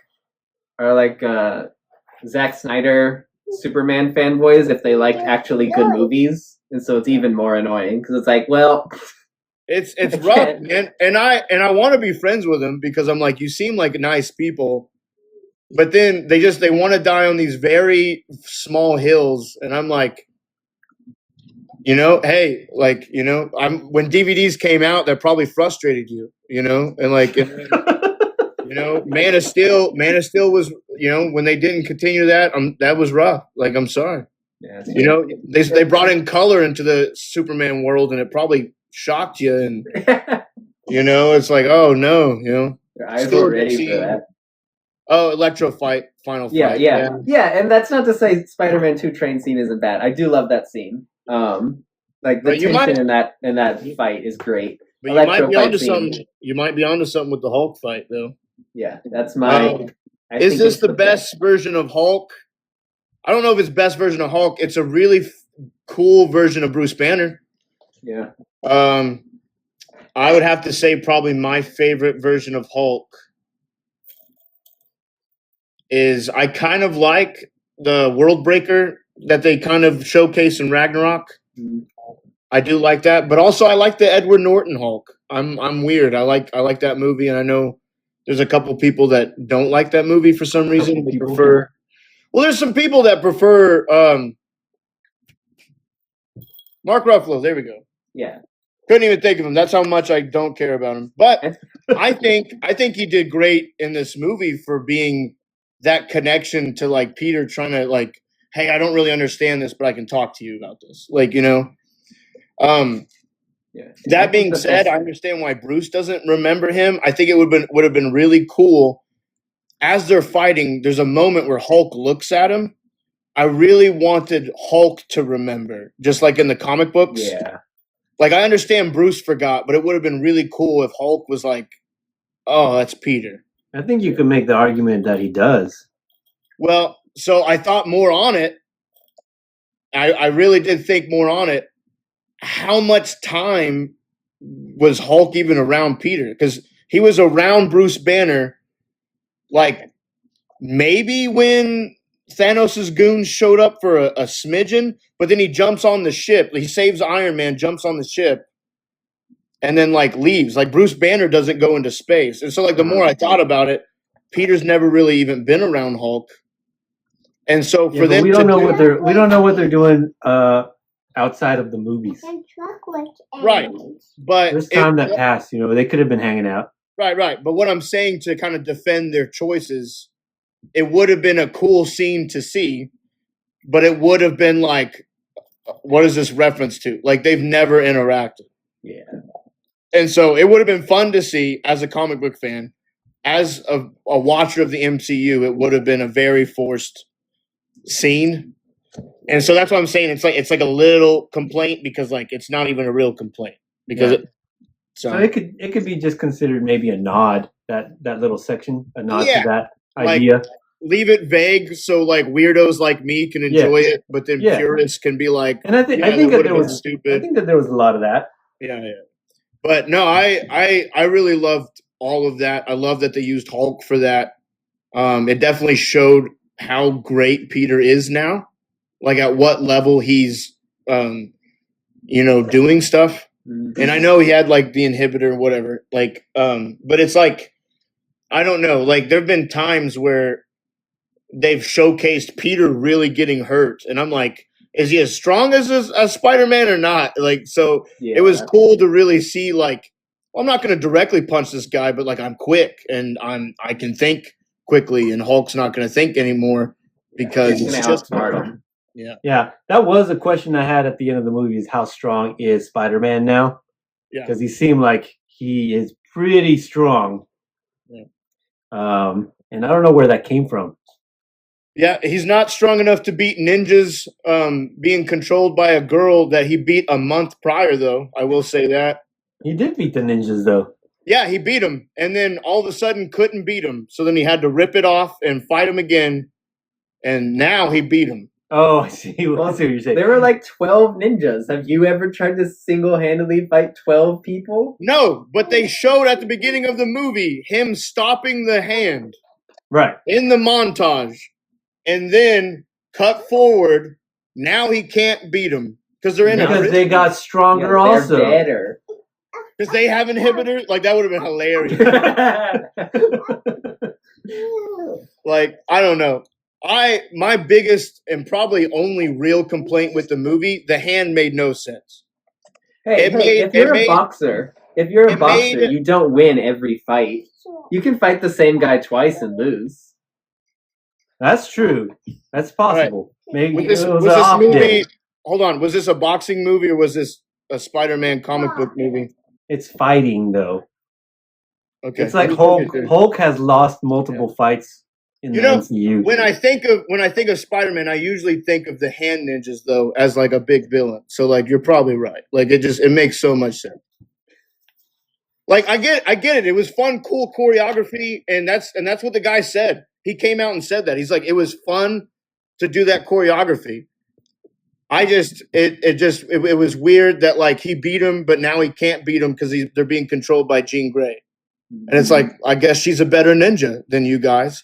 And which makes me super hyped for Jean Grey, because if she's that good of a ninja, freaking X-Men's gonna be insane. Well, if they're all being controlled by one person, they're even more coordinated. They were super coordinated. How they jumped up into the sky all together. Listen, I rated the movie higher than you guys even initially, so you don't have to argue for it. I'm just saying. I'm just coming up with stupid answers. This is how great the rest of the movie is. You can ignore the hand. Fight can make no sense, and you're just like, oh my god, that movie, guys. And it's like, what I would have done differently is they showed a montage of him fighting these villains at the beginning of the movie, right? One-on-one. It would have been so cool at the end of the movie if now all of a sudden he had to fight all of them at the same time. Because it would have been believable. Well, now I can't beat you because I only fought you guys one-on-one. Yeah. He takes it off, goes full Spider-Man like he did in the Insomniac game towards the end. And then it's just, I think it would have been a believable fight. You would have had no arguments. The hand just didn't fit. And the fact that they're working with damage control, I was like, that was weird, right? And that's all I'm trying to say. I still love the movie. I mean, Jackie Chan did that choreography. Like, I have no complaints with how it looked. story wise. It was like, it's the only weakest part of the movie. But also that movie was fantastic. And so if they would have swapped that out, it would have been a 10 perfect Spider-Man movie. I mean, no contest. It beats out the other Spider-Man movies if that's how. So what you're saying is it would have been a 10 out of 10 if there was more Boomerang. That's what I was leading up to. Whenever you made that argument, I said, in a way, I agree with you. Yeah. But let me cook and let me get to it. And let's let it simmer for a bit. Yeah. Chili. We gotta let it chili for a bit. What did he say? Man, they are better in Daredevil and Beats Them Blind. Yeah. They just needed a leader. Yeah, it's And, yeah, exactly. They just needed a leader. Was really weird. Like, and so that was the one thing I looked up that I was like, I don't know if this is comic book accurate. And I looked it up, and never has the hand worked for damage control ever in their life. But also things I did look up that ended up being comic book accurate just for non-readers. Has damage control ever been perceived as bad guys? Yes, they've actually been used by Kingpin once in the comic books, and they've done a lot of shady stuff just on their own without any help. Does Jean Grey have a sister? She does have a sister named Sarah Grey. Yeah. She has no powers in the comic books, so we don't give a crap about her. But hey, it's pretty accurate. They used her. Like, that's pretty cool. Yeah. And so, I mean, if you ignore the hand stuff, this movie is phenomenal. Like, it's so good. Like, all the things like you guys have been talking about and we've been talking about, like the little shots that seem very thought out, that seem smooth, that let you feel like you're a part of this ride with Peter, like on a lot of like the stuff, I mean, I'm listening to people gasp at scenes in the movie, and it was so funny. Because I hate it when it's just too quiet. Like, I don't like people talking, but I love hearing people like, oh yeah, when MJ, and it was Jean Grey, like, tells him, like, oh, you're not even in her head. Like, she doesn't think about you at all. Like, dude, I was like, what? Like, because I really thought they were like, oh, she just magically knows now. Like, that's stupid. Yeah. And so, I mean, that was perfect. Perfect. Yeah. I am usually not, like, super reactive to movies and things, I feel. Which I've seen that firsthand. I mean, I didn't know you didn't like He-Man till weeks later because you don't show any. I mean, you should work for the CIA if writing doesn't. if writing never takes off, I need you to work for the CIA, and no one will be able to read you ever. I'll let you know. Yeah. Okay. But this movie, when after Peter catches Jean, goes back to Punisher's place, and MJ is waiting there with the letter. That got me. Like, I audibly gasped. Like, oh, I did not think the movie was going to do that. That was a turn. Okay. That was the point. Like, you can kind of see, like, oh, we're going to capture Jean Grey. It's going to turn out damage control are the bad guys, obviously. We're going to go save Jean Grey at the end. Like, I kind of got a feel of where the movie was going, like, halfway through. But that was the moment where it was like, oh, we're, like, going all in on Peter's emotional arc and, like, just putting him through the ringer as much as we can. That part was cold-blooded off of for MJ. Yeah, and her performance through that entire scene, like, him just confessing everything to her and her going like, I don't remember anything. Like, and she really doesn't. It's not even her being a jerk. It's like, dude, it's not anyone's fault, but like nothing's there. It's kind of Peter's fault. Yes, I understand what you're saying. It's tragic. I don't want people turning on Zendaya and like, come on, that was cold. And it's like, if she's playing a character and that character doesn't matter. Well, yeah, that's taking it too far. This is like everyone that turned on Chris Pratt when Star-Lord started hitting Thanos in the face. Bro, I started seeing so many messages that people were leaving him, and I'm like, the guy killed his girl, and you're not gonna hit the dude in the face? Like, you got paid for that. Yeah, everyone's like, oh, he shouldn't have emotion. And I'm like, you guys suck. You Batman loving suckers. Like characters can have emotion. Hey. Was Jean Grey too evil of a villain? Yeah, so do we want to move to Jean Grey in general now? Yeah, let's go. You guys go, because I'm still like... Okay. Yeah. I can start this. Okay, go Start it. Okay, so X-Men are like one of my big comic book blind spots. They scare me. There's so much of it. I can teach you. There's so many opinions. Yeah.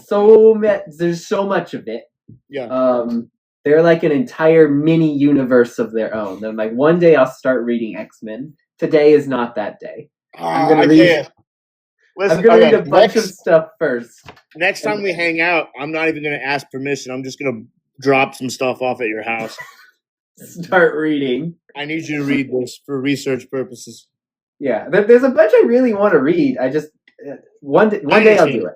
I understand. Yeah. They always have the most crossovers, the most events, I get it. Yeah. Yeah. So Jean Grey was an interesting addition for me. Yeah. And also just because like it's not a very traditional villain, you know? Like it could have been a version of Chameleon or something. Hey, who's your camera guy, Bert? This is just when the camera work in the movie was like stop. Yeah, it's just like here's our camera guy right here. Yeah. Say hi. So it was a interesting villain. Yeah. Like it could have been some version of Chameleon or something who who like does mind hopping instead of shape shifting, or like you could have done a lot of things, and they very specifically chose someone who we know will later on be an X-Men, right? He's going to be a hero. Doesn't correct me if I'm wrong? Doesn't Carrion do that? Like the villain Carrion? He might, yeah, because that's a Jackal related character. Yeah, too. He's in the Spider-Man zeitgeist though. Like it would have been a cool way to bring in Jackal. I think. I'll be right back. Yeah. All right. So like there's a lot of interesting things. So choosing Jean right off the bat, I was like, okay, how do I feel about this? This is interesting. Not as an adaptation of the character, because I obviously can't speak to that. Yeah. But just in the service of the story, how does this work? And I think I really, really loved it personally. Yeah. Having her be how every character is some sort of mirror to Spider-Man and Peter Parker. Yeah. She is the Peter Parker who never got any of these mentor characters. No. So her being completely irresponsible makes sense to me. Her going on this revenge quest makes sense to me. Like manipulating Peter in all these ways just to get him off her trail, I really enjoyed. It was really cool, and so having her also get to do like, hey, we're gonna do a bit of a redemption arc for you. I think it's a not perfectly done redemption arc. Yeah, like she kills that guy, right? That got hit by a taxi. He suffered very, very serious injuries. Which, minor nitpick with that, Spider-Man doesn't check on him. No, like I understand MJ's in danger, but it's the most Spider-Man thing to do to go check on that guy real fast. No, that's a Superman thing to do. Not it's a Spider-Man thing to do. No, when he loses control and hurts the cop in the car, he does try to go over there, and so I agree with he would have tried to like check on him. Yeah, so like even just like a 2-second, like, are you all right? The guy gets up or whatever. Like as he's helping him up, the guy's like whatever. That still makes more sense to me than him not checking on him. Like as he's picking him up, the guy's like, Scorpion got his tail from this facility, and it's like, thank you so much. Exposition dumping, yeah. Like that guy's just there to fill in gaps. All right, so go back to Jean Grey. I really liked it. I liked it a lot. I liked having a not super traditional villain. Yeah. I think it's cool that this movie, and I think it adds something to like you think of the other 3 Spider-Man movies, and even superhero movies in general. A lot of times you're thinking about the villain almost as much as the main superhero too, right? And so this movie too much, but yeah, and even that, like you go away from Homecoming going like, oh, Vulture was really cool. Yeah. And this movie kind of sidesteps that by having the villain just also be one of the side characters. Yeah. Like, yes, she's the antagonist of the movie, but at the end of the day, she's just another one of the super people. Because we know, like, she's gonna be the one of the main X-Men moving forward, right? Yeah. So, coming away from it, like, it feels like every character revolves around Peter in a different kind of way, if that makes sense, than if she was just like chameleon or something. And I think that's really cool. I think it also makes the story feel less like a movie, if that makes sense, and more just here's a thing that happened to Peter Parker one week. Yeah. One of his many adventures. Yeah, one of his many adventures with some people that he like tumbled with one time. Not quite like, and here's that time that Scorpion showed up and caused problems for a month, and then was never spoken of again. You know, and, like we know all these characters are going to show up again. And you see that in the comic book sometimes, that not every comic book has this page-breaking fight where you're like, oh my gosh. Like, no, it's leading up. It's a part of this arc. Yeah. There's a reason why you read them like 4 or 5 at a time, because they're like self-contained stories. And so like, yeah, like I didn't see that as a problem this time either. It surprisingly fit. Yeah. It's just one of those things that helps set this movie apart from the other Spider-Man movies, and most other superhero movies in general, which I think is really cool. I just really like that. Like, that's a cool thing to try to do. Yeah. So, Bird, what's your thoughts? Yeah, I think that this is a perfect example of the antagonist versus villain idea, because she was not a villain. No. She was very much just the antagonist of the movie. The movie really didn't have a main villain. But to defend Joe, did she further the plot by trying to openly stop Peter Parker? Yes. Yeah. Or was Peter the antagonist and he was stopping her from getting her thing done? Listen, we have to ask Joe. But I think what he's going to have to watch it, and then he's going to have to give us his exposition on it. Yeah, I don't think she's going to continue as a villain. I think, Sorry, I'm just answering. Oh, is that a question? I mean, she'll become Phoenix in 10 years. And be like, oh yeah, remember how she was a villain the first time she shows up at that guy's house who's still healing from getting hit by that truck. I come to finish the job. Pushes him out of his wheelchair. She's like, remember me? And he's like, I've never stopped thinking about you. She just fist fights him. Yeah, that's if they even make it past this Doomsday Secret Wars stuff. I don't know what's going to happen there. You think they're going to tank? Man, I think the old ods are definitely going to. Oh, dude, yeah. All the Fox characters and everything. Yeah, they're not making it out of there. Those people are dying on screen, buddy. Yeah. So she's like maybe a reboot to what the new X-Men is going to be. I think she has been confirmed to be cast in Secret Wars. Mm-hmm. So she's going to be in that movie. And I feel like Secret Wars is going to be way more X-Men in there. I think it's going to be way more future X-Men. Like, this is going to be the new MCU X-Men. I don't think... Yeah, not like Bishop and Cable, like that kind of future, like the new X-Men. I mean, like, there's not going to be these Fox characters. I don't think these Fox characters are making. No. They're not going to go past Doomsday, I don't think. And so I'm fine with her not being in Doomsday. If they want to bring her in for Secret Wars, that's cool. And I don't think she's going to be any more villain-like until the Phoenix story. Yeah. But what other thoughts on Jean? On Jean Grey, I think I liked her overall. She was a little bit evil, but I thought it lent well to the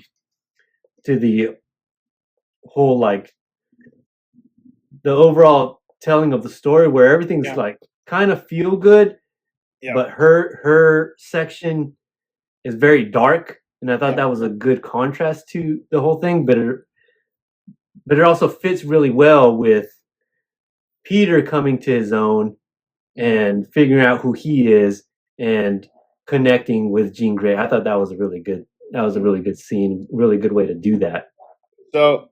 So as as a huge X-Men comic book reader, here's my thoughts. Because X-Men was early comic books for me, but also it was a gateway for discipleship, and it actually like led to me giving my life to Christ, and I used it as discipleship with a ton of students. And so X-Men is a big part for me. So there was parts that I was apprehensive because I was like, man, she is going pretty brutal. But the more I thought about it, she, in the comic books, there's just certain stages you see her where she is portrayed differently. Like she's portrayed early on as like this young schoolgirl, like an early X-Men like continuity. And it's like, well, yeah, because there's certain things you couldn't do back then. But like she's always clearly had a aggressive, rough side to her because of her infatuation with Logan in the X-Men comics world. So the fact that she is rough is not a huge jump for me. It is weird seeing her come out as a character that like would have fit Rogue better as a storyline. This character that was a part of the Brotherhood of Evil Mutants, was a bad guy, and then she went to the Xavier for help. That's more fitting her vibe. But it really worked in this movie.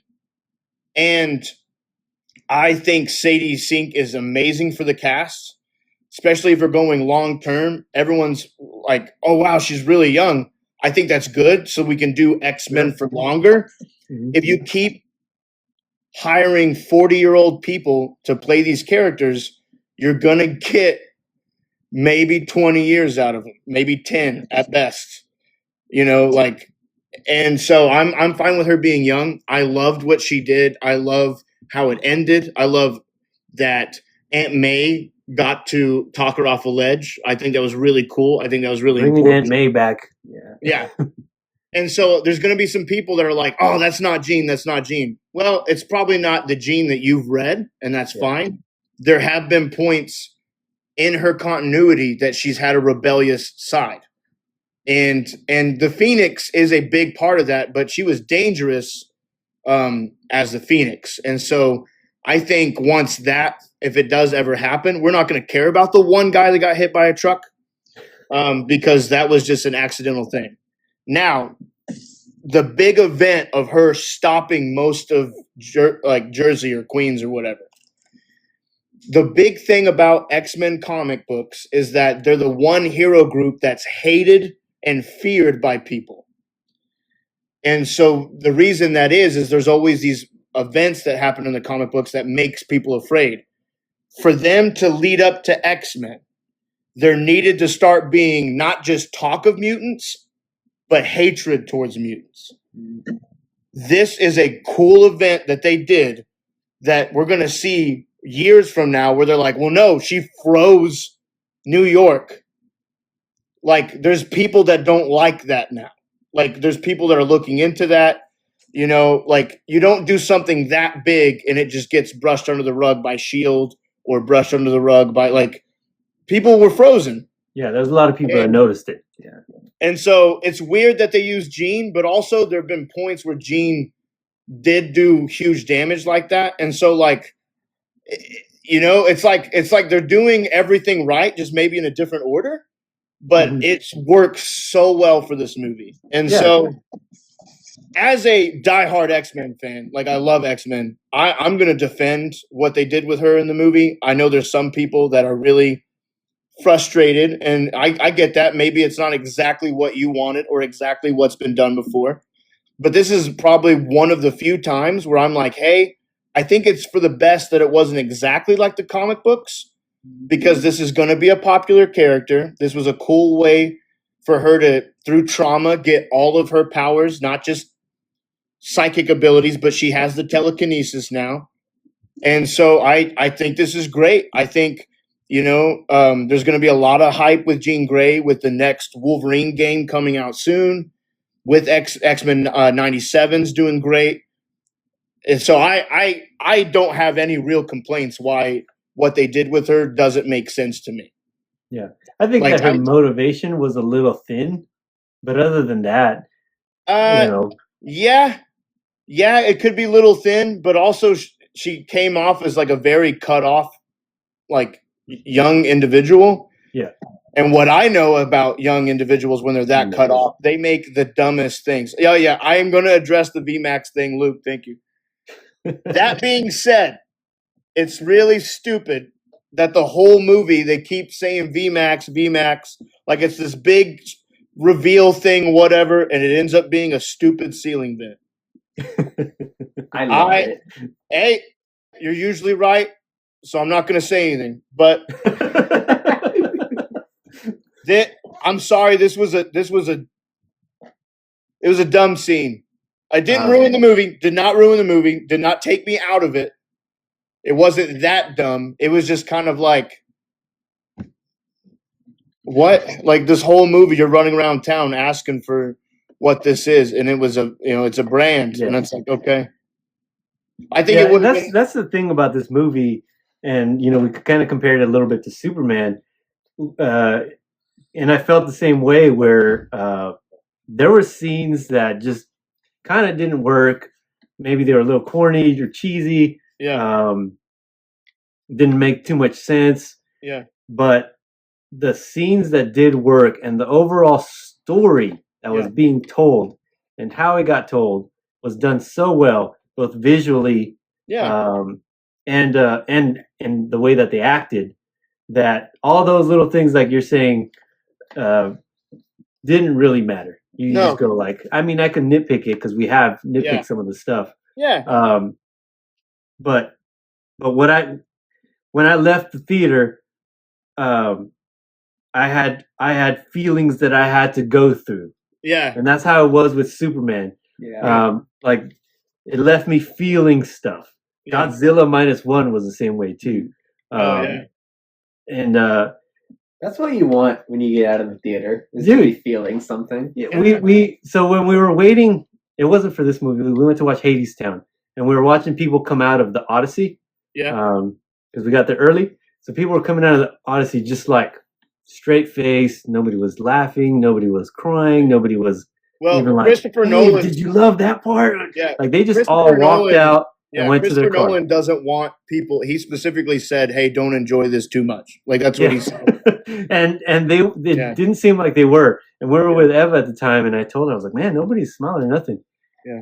And I told her, like, that's kind of the point of the movies, of going to the movies, is like you want to feel something. Yeah. When you watch it, even if you're getting mad, at least you're getting. Even if it's He-Man, where I'm feeling deep rage. The movie has done something for you. Listen, I left Sheep Detective crying. Yeah. And I didn't feel embarrassed. I was just like, you guys go set through that and see. And they're like, you're like, I'm sorry. I don't know what tickets you bought, but you bought Sheep Detectives now. Yeah. I'm like, dude, Sheep Detectives, man. And I was shocked. Yeah, it was so good. But yeah, well, the way I view it, these are all complaints and discussion points we would make, like, as a friend group. I would not bring any of this up to Tom Holland. I would just tell him that movie was perfection. It's like, and that for me shows that it's not that upsetting. Like, is it that problematic if you wouldn't actually bring it up? Like that, and that's why I'm like, the only real complaint I have is the hand. All this other stuff, like it or hate it, it didn't ruin the movie for me. I feel like the only thing that could have perfected the movie is the hand switch out. And so like, so some of the arguments people are making, that's why I don't agree with it or understand. I'm like, I don't, like we had one guy that's hung up on Scorpion's tail stuff and, but like, no, I felt something with this movie. I just needed to process. Right. Like Black and Cat. Sometimes that's needed. Talking about Black Cat. Move on from NJ. Okay, yeah. So Luke's a huge Black Cat fan, so that's the fan service he wants in the movie. I think I'm totally spitballing here. Black Cat would be an interesting 5th movie villain, I think. Okay. Because you could have a situation where Peter wants to stay with MJ and try to rebuild things. But he and can't. MJ is like kind of hesitant about it. Yeah. Where she's like, I don't know who you are. Bring in Black Cat, who does want to get with Spider-Man, And now you have this interesting dynamic where, like, do I want to stay with what I've been yearning after for the past 4+ years, or move on with something else? And now you have an interesting dilemma. That would be interesting, because which one would you go for? Depending on how they depict Black Cat, you might be like, you know what? She might be good for for Peter. Because Black Cat's thing is also usually she's, like, infatuated with Spider-Man, not Peter Parker. Yeah. She likes the mask on. Interesting. So, I don't know. I think there's some interesting stuff you could do with a lot of villains. I think she could invite him into the sauna, into the pool. I think they do a crazy switch up and bring in Gwen.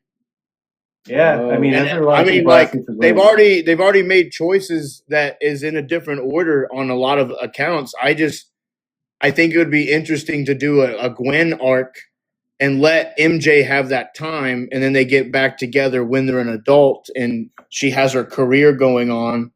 And so you kind of have that more believable storyline there. But you can do that with Black Cat too. I think you're right. I think that's more of a complex character. For the whole narrative, Gwen would just be a side character to bring in. And just supporting character. And so it wouldn't be as entertaining. Or for people of fans of, like, more modern Spider-Man runs, bring in Silk. Yeah, Cindy Moon's in it already. Cindy Moon, she's all up in the world, man. Yeah, who was she? She's one of their classmates that's a part of the Challenge Bowl stuff that goes with them on the trip to Washington. She's the one that asks Bruce Banner the question in this movie. Oh, yeah, she's also in the college class, yeah. Interesting. It's been, like, weirdly consistent that she's around. It's like, what are you guys doing? Yeah. Hey, I didn't hate the Silk arc stuff and Spider-Verse stuff. Like, I was fine with it. And they wrote it in a very interesting way that she's not just into Peter because she legit, like, everyone's into Peter. Like, even She-Hulk took a shot at him. Like, they come at it from a direction of, like, no, like, because of the spider chemistry, like, you guys are infatuated with each other because of your same spider powers. I think Gwen works better with high school Peter, which they've already passed. Didn't work well in Raimi. Which, how do you mess that up? You got Bryce Dallas Howard, and I mean, you choke on that. Yeah, those Sam. I think we're past Gwen. Yeah. Listen, those Sam Raimi movies are stupid. I'm sorry. Like, they were cool when we didn't know any better. Now that we know better, the best parts about them is the villains, except Topher Grace. I mean, literally, I watched a supercut of all the loose ends in the MCU that they've never addressed. And it's like, it's a lot of things that you forget. Like, oh, yeah, there's a piece of the symbiote is in this world. Oh, yeah. I do think the symbiote will come up at some point. Yeah. I've seen people say that they think the mutation in this movie was the symbiote, which that's wild to me. I don't agree with that. I don't think so either. It's got to be gooey. I don't understand the mutation. Nope, it's got to be gooey. Wasn't gooey. Sorry. Gooey. Yeah. No goo. No goo. Well, it was kind of gooey coming out of his wrist. Oh, hey. Listen, the organic web scene stuff, like that's how you inject humor and it not feel stupid. Wait, stop. Stop. Yeah, like it was a good way to make some background humor that was, one, believable, but also, two, it wasn't just this dumb shoehorned in humor. Not just mutations. Yeah, I agree. Best time for Black Suit is Secret Wars. Yeah. Freaking, and Black Cat can give it to him. That's how they bring it in, is actually have, like, Black Cat Venom, and, like, that's how he gets the suit. I think for superhero fans in general, it's good to have, like, a win, but I think for Spider-Man fans specifically, I mean, they ate good. Like, because, like, I'm a bigger X-Men guy, and so knowing how much you love Spider-Man and how more knowledgeable you are of Spider-Man, like, it's really cool that they are doing a good job with these movies, because I'm also a Green Lantern fan, like the shirt, and that movie sucked, right? And I left that movie, like, just so angry. And, and so you to had have a feeling out of it, though. Yeah. Huh? Well, What'd you say? You said you had a feeling. I had you a left feeling. the movies with a feeling. Oh, I did. Yeah, I had a feeling that I wanted to murder. Felt like I did with people. He-Man. Yeah, I hated Ryan Reynolds for the first time in my life, and I didn't like that. Ryan can do no wrong. Yeah, I don't know if I'm I not agree saying with that. Listen, At I'm not all. saying that. I'm just saying it was the first time I hated him. But like to have characters that you adore so much, it's really it's nice to see that they really killed it. Like they put Oh yeah, it's much cool thought to see into it. Boomerang in one of these at all. Like I make joke like ha ha ha, Yeah. not enough Boomerang, but like the fact that he made it in is a miracle. I can't believe that. I wanna see Stiltman. Yes, Stiltman, Big Wheel, The Wall. Yeah, I'm telling you, Bring there's a in, lot of weird Spider-Man villains. Yeah, Bad Bunny, El Muerto. Yeah, Yeah, but no, like it is. I think we've said it a couple of times, but I think this is going to be viewed as like a Mount Rushmore of hero movies. Yeah, I think in the coming years. Yeah. I mean, I'm trying to find a way to watch it a second time in theaters. Me too. Just because I have had a weird schedule. But you know, I got me a cup. I got the Spider-Man cup. It's dope. It's got like all the different comic book covers that they were recreating. Popcorn bucket? Is that what you're talking about? No, a cup. Or an actual cup? Yeah, I got the cup, man. Okay. Shout out to Luke. He collects popcorn buckets. He's got a whole closet full of them. He's been a part of this whole live, so shout out to Luke. Yeah. Thank you for hanging out with us. Serious. Yeah, it's the new Joe. Hey, look, he said it's the most rewatchable Spider-Man. The only problem I have with that is that it's a 3-hour. I have trouble rewatching 3-hour long movies, and that's one of them. Yeah. I'm definitely gonna watch it as soon as I get a chance. Like it's definitely the second it's on Disney Plus, I'm watching it. Yeah, I'm gonna own this. Anything. Hey, do you have any thoughts on Spider-Man? Yeah. Don't. It's good. It's a good movie. Dude. Hey, boom, there you go. You said it. Yeah, you said it. What's up? I think all of us like the movie. Just by the way, we all like the movie except for one of us. I'm not going to say who it is, but one of us did not like the movie. In your house? In our house, out of the 6 of us. Are you counting the 2-year-old? No, I'm not counting her. So out of 6 of us, that was going to be my guess. It's 5 out of 6 liked the movie. Didn't like it? I don't know if I could guess who in your family didn't like it. Yeah. Oh man, I don't know because it's not y'all. We'll talk about it next time you come over here. Oh yeah, no, we're hashing it out. I gotta know. I want to know why. Yeah, it's a fun conversation. Yeah. What happened? Yeah. All right. Well, any last things we want to talk about? Does Ned know? Does he recognize him? I feel like it doesn't matter if he knows or he's figuring it out. I think it's both exciting. Yeah. I'm gonna give it a shot, right? Like I think that's the. I think that's a good walk away. Is like, well, they're gonna try and be friends again. They feel like there's some. I will say. Okay, go ahead. I will say, devil's advocate here. Jean has a tendency in the comic books and even 2 of the X-Men films giving people back their memories. Mm-hmm. And so, but there was such an emphasis on her keeping Peter alive. I don't know if she would do both. Right. So I don't know, but also that's a cool thing that like she gives back to Peter. Not, I didn't just save your life, but like I gave you, potential because that's what you're doing for me. Is just a chance.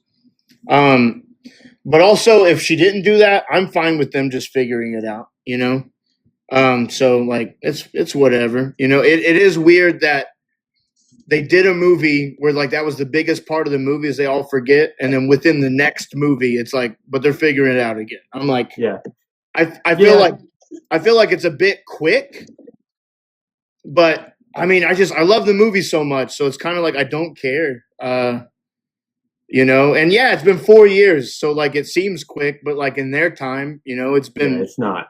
Yeah. And so, but that's another complaint that I had initially that I had to think more on and kind of chew on because I was like, it is weird to immediately undo what was the biggest part of that last movie as a sacrifice, and then it's like, but hey, like I also don't want my boy lonely, so it's like, I know, mean, but that's a he thing in should comics. deserve all the friends. Like he needs all of the friends. So yeah, but it happens in these movies, right? Like that's the whole thing with Infinity War. They lost, but then in Endgame, they won. go back in time and they change it. So like, they never brought ScarJo back. She's dead, man. Well, that's true. They didn't do that. ScarJo's dead. So I'm not going to believe that. They just let her die. Yeah. Some things you just can't change. Uncle Ben. My thing is, I think, my opinion on if it undoes, like if it cheapens the end of the third one, is really just going to depend on what the fifth one does.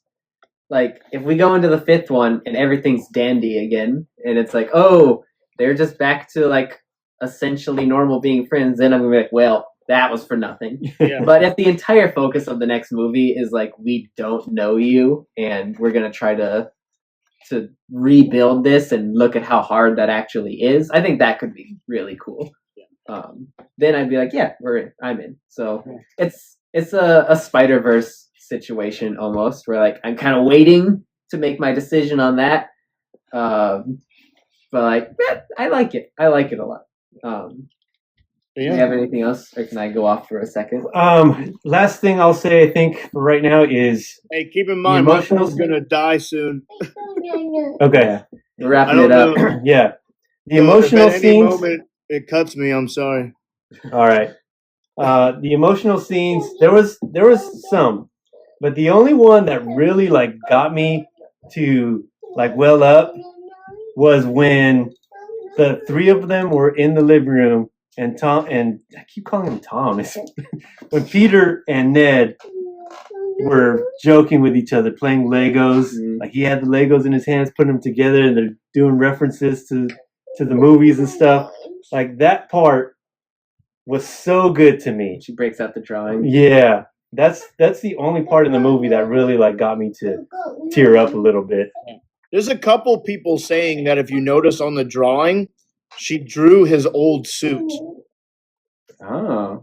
I don't know if that's right or not. A couple of people have said it. I've yet to see a still image to really dissect it. A couple of people have tried saying that. I really want to watch it again, not on a phone, to kind of decide that, because that would be a crazy thing if like, oh yeah, no, she's figuring it out. Like she legitimately is remembering stuff, but she doesn't like love him, because it's like, you can't undo current feelings just by getting some new information, Yeah. So, all right, we'll go off and then we'll finish up. Yeah, I just want to like final praises for the movie, I guess. Like I don't have any bad rants. It's just good stuff. I think most of my issues come down to things. I'm trying to figure out how to word this. So all of the writing feels like it's hyper focused on Peter and his emotional journey, to the point that it is just perfect. Like his arc is the best he's ever had. In a Spider-Man movie. Like I think just Peter Parker's arc alone, best arc in a Spider-Man movie. Yeah. Everything else feels like things that, because they were so focused on that, they kind of underthought other parts of it, like the hand thing. Things that like, we'll get to that, or just I don't know, like things that weren't quite as thought through. That could have been more so. And that's perfectly fine with me, because the trade-off was perfection. Yeah. But the other thing, like this movie does such a good job of slowing itself down when it really needs to. Every scene that is only Peter Parker and MJ, like most of the music stops. We're just having a long 5-minute conversation between these two characters that you really don't see. Like Fantastic Four, I think, has that issue where it's good on all the technical terms, but it doesn't really slow down most of the time, and let the characters just have these long, drawn-out moments. Like a few of them happen mostly between Reed and Sue, but there are like 4 or 5 in this movie that really, those are the scenes that this entire movie is built around. But I think you're right. I think you're right. Even those scenes in Fantastic Four could have been slowed more because they kind of come off as rushed. Like, I understand you're trying to solve a big problem, so you're rushed. But, like, that doesn't do the audience any favors that, like, they feel rushed, you know? Yeah. So I think you're right. Yeah. So I liked that a lot. And then I'll end with the ending itself. Because the entire movie, I wasn't sure, like, how emotional I was going to get. Yeah. And I held together most of the time. The Aunt May bit, like, I got a little misty for sure, but I wasn't like crying or anything. And then the last 10 minutes hit with Peter in the hospital, and looking outside.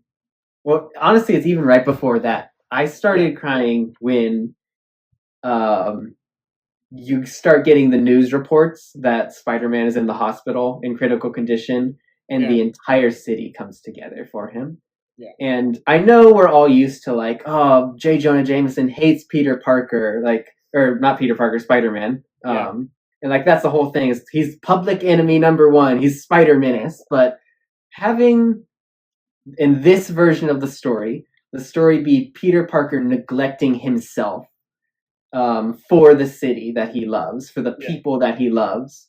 And for the first time, he gets to go step outside into it and see from their shoes how much they love him and what he's done. And, like, you can see it on his face, just this appreciation of, like, I've not let myself accept that I am cared about in this way. And it might not even be the full me. They might not care about Peter Parker, but I am both. I am Spider-Man and Peter Parker, so I'm going to let myself accept this for the first time. Yeah. And him taking that strength and letting that be, like, I want to be accepted as Peter Parker too, and I'm going to go try to take those steps now, even though those are really hard steps. Like, it's such a perfect ending. I was just sobbing the entire way. He's not as alone as he thought. And and you kind of already hit it talking about J. Jonah Jameson, and this is something you see a lot in the comics. Just because the news is trying to tell you something that you need, that they want you to feel, they can do it as much as they want. It doesn't change what real realities are. Yeah. And that's why, and I'm not trying to get political. That's definitely not what I'm trying to do. But that sounds like there are people that the news will tell them something and they just run with it. Yeah. And so it's cool to see that, like, fake news, dude, like, everyone loves him because he's done a lot in these 4 years and he's a big part of this. And he said fake, but, like, I did. It was a really cool moment. Like, Frank bringing him in, Frank, you know, him grunting at the window. Yeah. Huh? His grunting at the window. I love that. Oh, like, I love that, dude. That was like Frank's. Someone said that was Frank's best day since his family died. Like, the highlight of his whole life. Like, that's how sad. Like, everyone's like, man, Peter's had a rough life. That's the highlight of Frank's entire life. Last century is just that scene where he's like, he's being cheered on and he's the good guy. Yeah. No, I think it was an amazing scene. I think it did way better than all the other scenes have tried to do in past Spider-Man stuff where they try to show that he's, like, loved by the city. Yeah. This was the first time where it's like it didn't come off as loved, it came off as actually beloved. Yeah. Like because this isn't a world where Spider-Man's the only hero. There's other people that could fill that void. Mm-hmm. They're loving him because they don't want anybody else. And I think that's a big thing.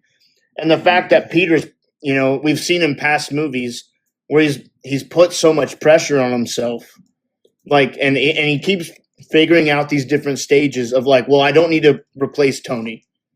All right. I don't need to replace the Avengers with having a Spider-Man family. I don't need to, like, he's figuring out things where it's like, no, man, like, you're a part of this entity now, and you're not as alone. I mean, you are way stronger than you think you are.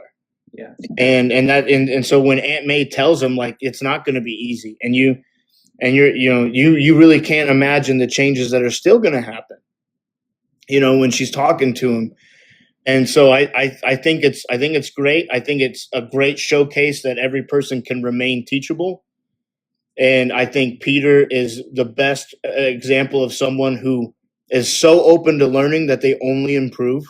I mean, every Spider-Man movie, he does better stuff. He does greater things on his own. But now he's figuring out that, like, man, you really don't have to be alone, and you don't have to be cut off for protection's sake. You don't have to do all these things. And so, like, that whole scene was cool. The little kid doing the little web thing at him. I really like that because I love the idea, and you see it in multiple Marvel movies where the kids can tell about somebody. And I work with kids, and so, like, kids really can figure you out quicker than adults can. Mm-hmm. They can read energy and body language very quickly. And so the fact that kid was like, oh, that guy's a Spider-Man fan. There's nothing on him. There's nothing on him that shows that he's connected with Spider-Man at all, except that he's there. There's a couple of people that are saying that was Jean Grey saying bye through a kid. Yeah. I feel like that's a weird jump. I'm not saying it couldn't happen. That's not what I'm saying. I just feel like it's kind of it didn't need to be that. So, like, why make that rumor that that's what it was? Like, it didn't need to be her. No, it was a great ending. And for Spider-Man can be a heavy character at times. And I think this movie carried it very well. Yeah. Very well, I think. But Bird, you gave it a 3 out of 10. How do you feel? I will say one more final funny. All right, here we go. The final. Here we go. Final. Yeah. I think you want to talk about, like, really good Spider-Man Peter Parker writing. It is very consistent, I feel, both in these movies and in the comics. Like, he'll do something that is good and get punished for it.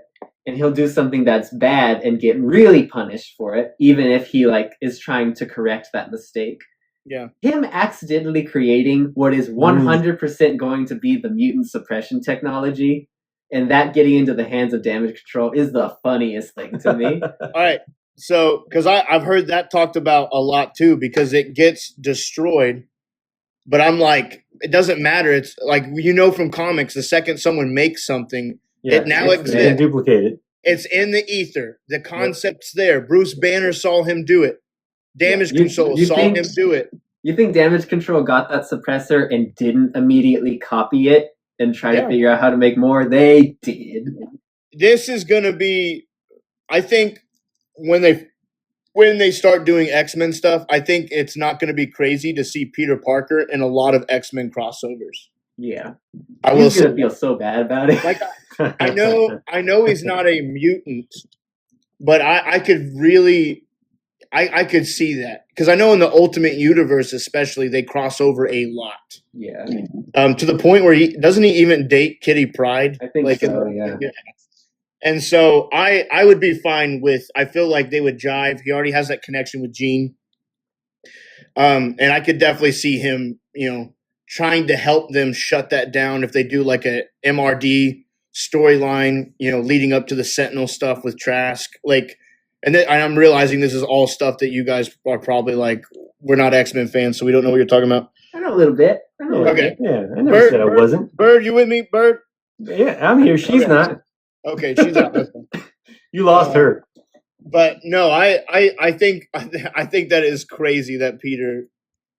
I mean, like the second he did it, I was like, oh God! Like you changed the course of all of Marvel history right now. Very interesting. So everyone's saying, like, well, Jean being bad's problematic. Well, Peter just screwed everybody, right? Yeah, and literally because of Peter's actions, we're gonna get the Days of Future Past storyline again. And so, like, I feel like, Jean had a bad day. Like, Peter just, bless his heart, man. The guy means well. And so, but hopefully it turns out like the Venom and they just never address it. So, what is his new AI? What does EV stand for? I don't know. Yeah, I don't know. I thought that was just the name that he came up with. Luke, I'm going to need you to research that and figure that out, Luke. That's not something we brought to the live. I will say it was voiced by the chick from King Kong. No, it was I didn't recognize the voice till I saw someone mention that, and I was like, Naomi Watts. So, well, my phone's gonna die like any second. It's a good time to finish up. Thank you guys for joining us. To answer your question, Luke the Duke, Frank with the mask is the funniest. That juicy, I feel like that was a cheap shot to get a laugh. Definitely Frank. It's weird, but I mean, we've talked a lot about scenes that we wish were in the movie. It is that elevator scene. If there was a scene to be cut, like it was funny. I'm not going to say it's not funny. I've laughed at dumber stuff in Ragnarok. It went on too long. Yeah, all the scenes that we could have got, but it's like, man, we want him to have this awkwardness with a girl that's not available, and it's like, why? She's not available. She's not a part of nothing. Like. Maybe that's Black Cat. I don't know. Like that's Gwen. That's Gwen. Yeah, that's how we get Gwen. And she's like, "Didn't you steal my juicy pants?" And it's like, "Oh, he's gone." Oh no! All right. Well, thank you, Hayden, for joining us. Thank you guys for joining us too. I think we're all done for. We've got lots of stuff that we could talk about still, but we're gonna go ahead and wrap it up for now. Join us, the Room Upstairs podcast.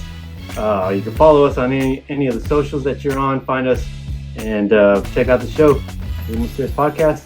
We'll see you guys next time on live, hopefully. It's been fun. Yeah. All right. Thank you guys. See ya.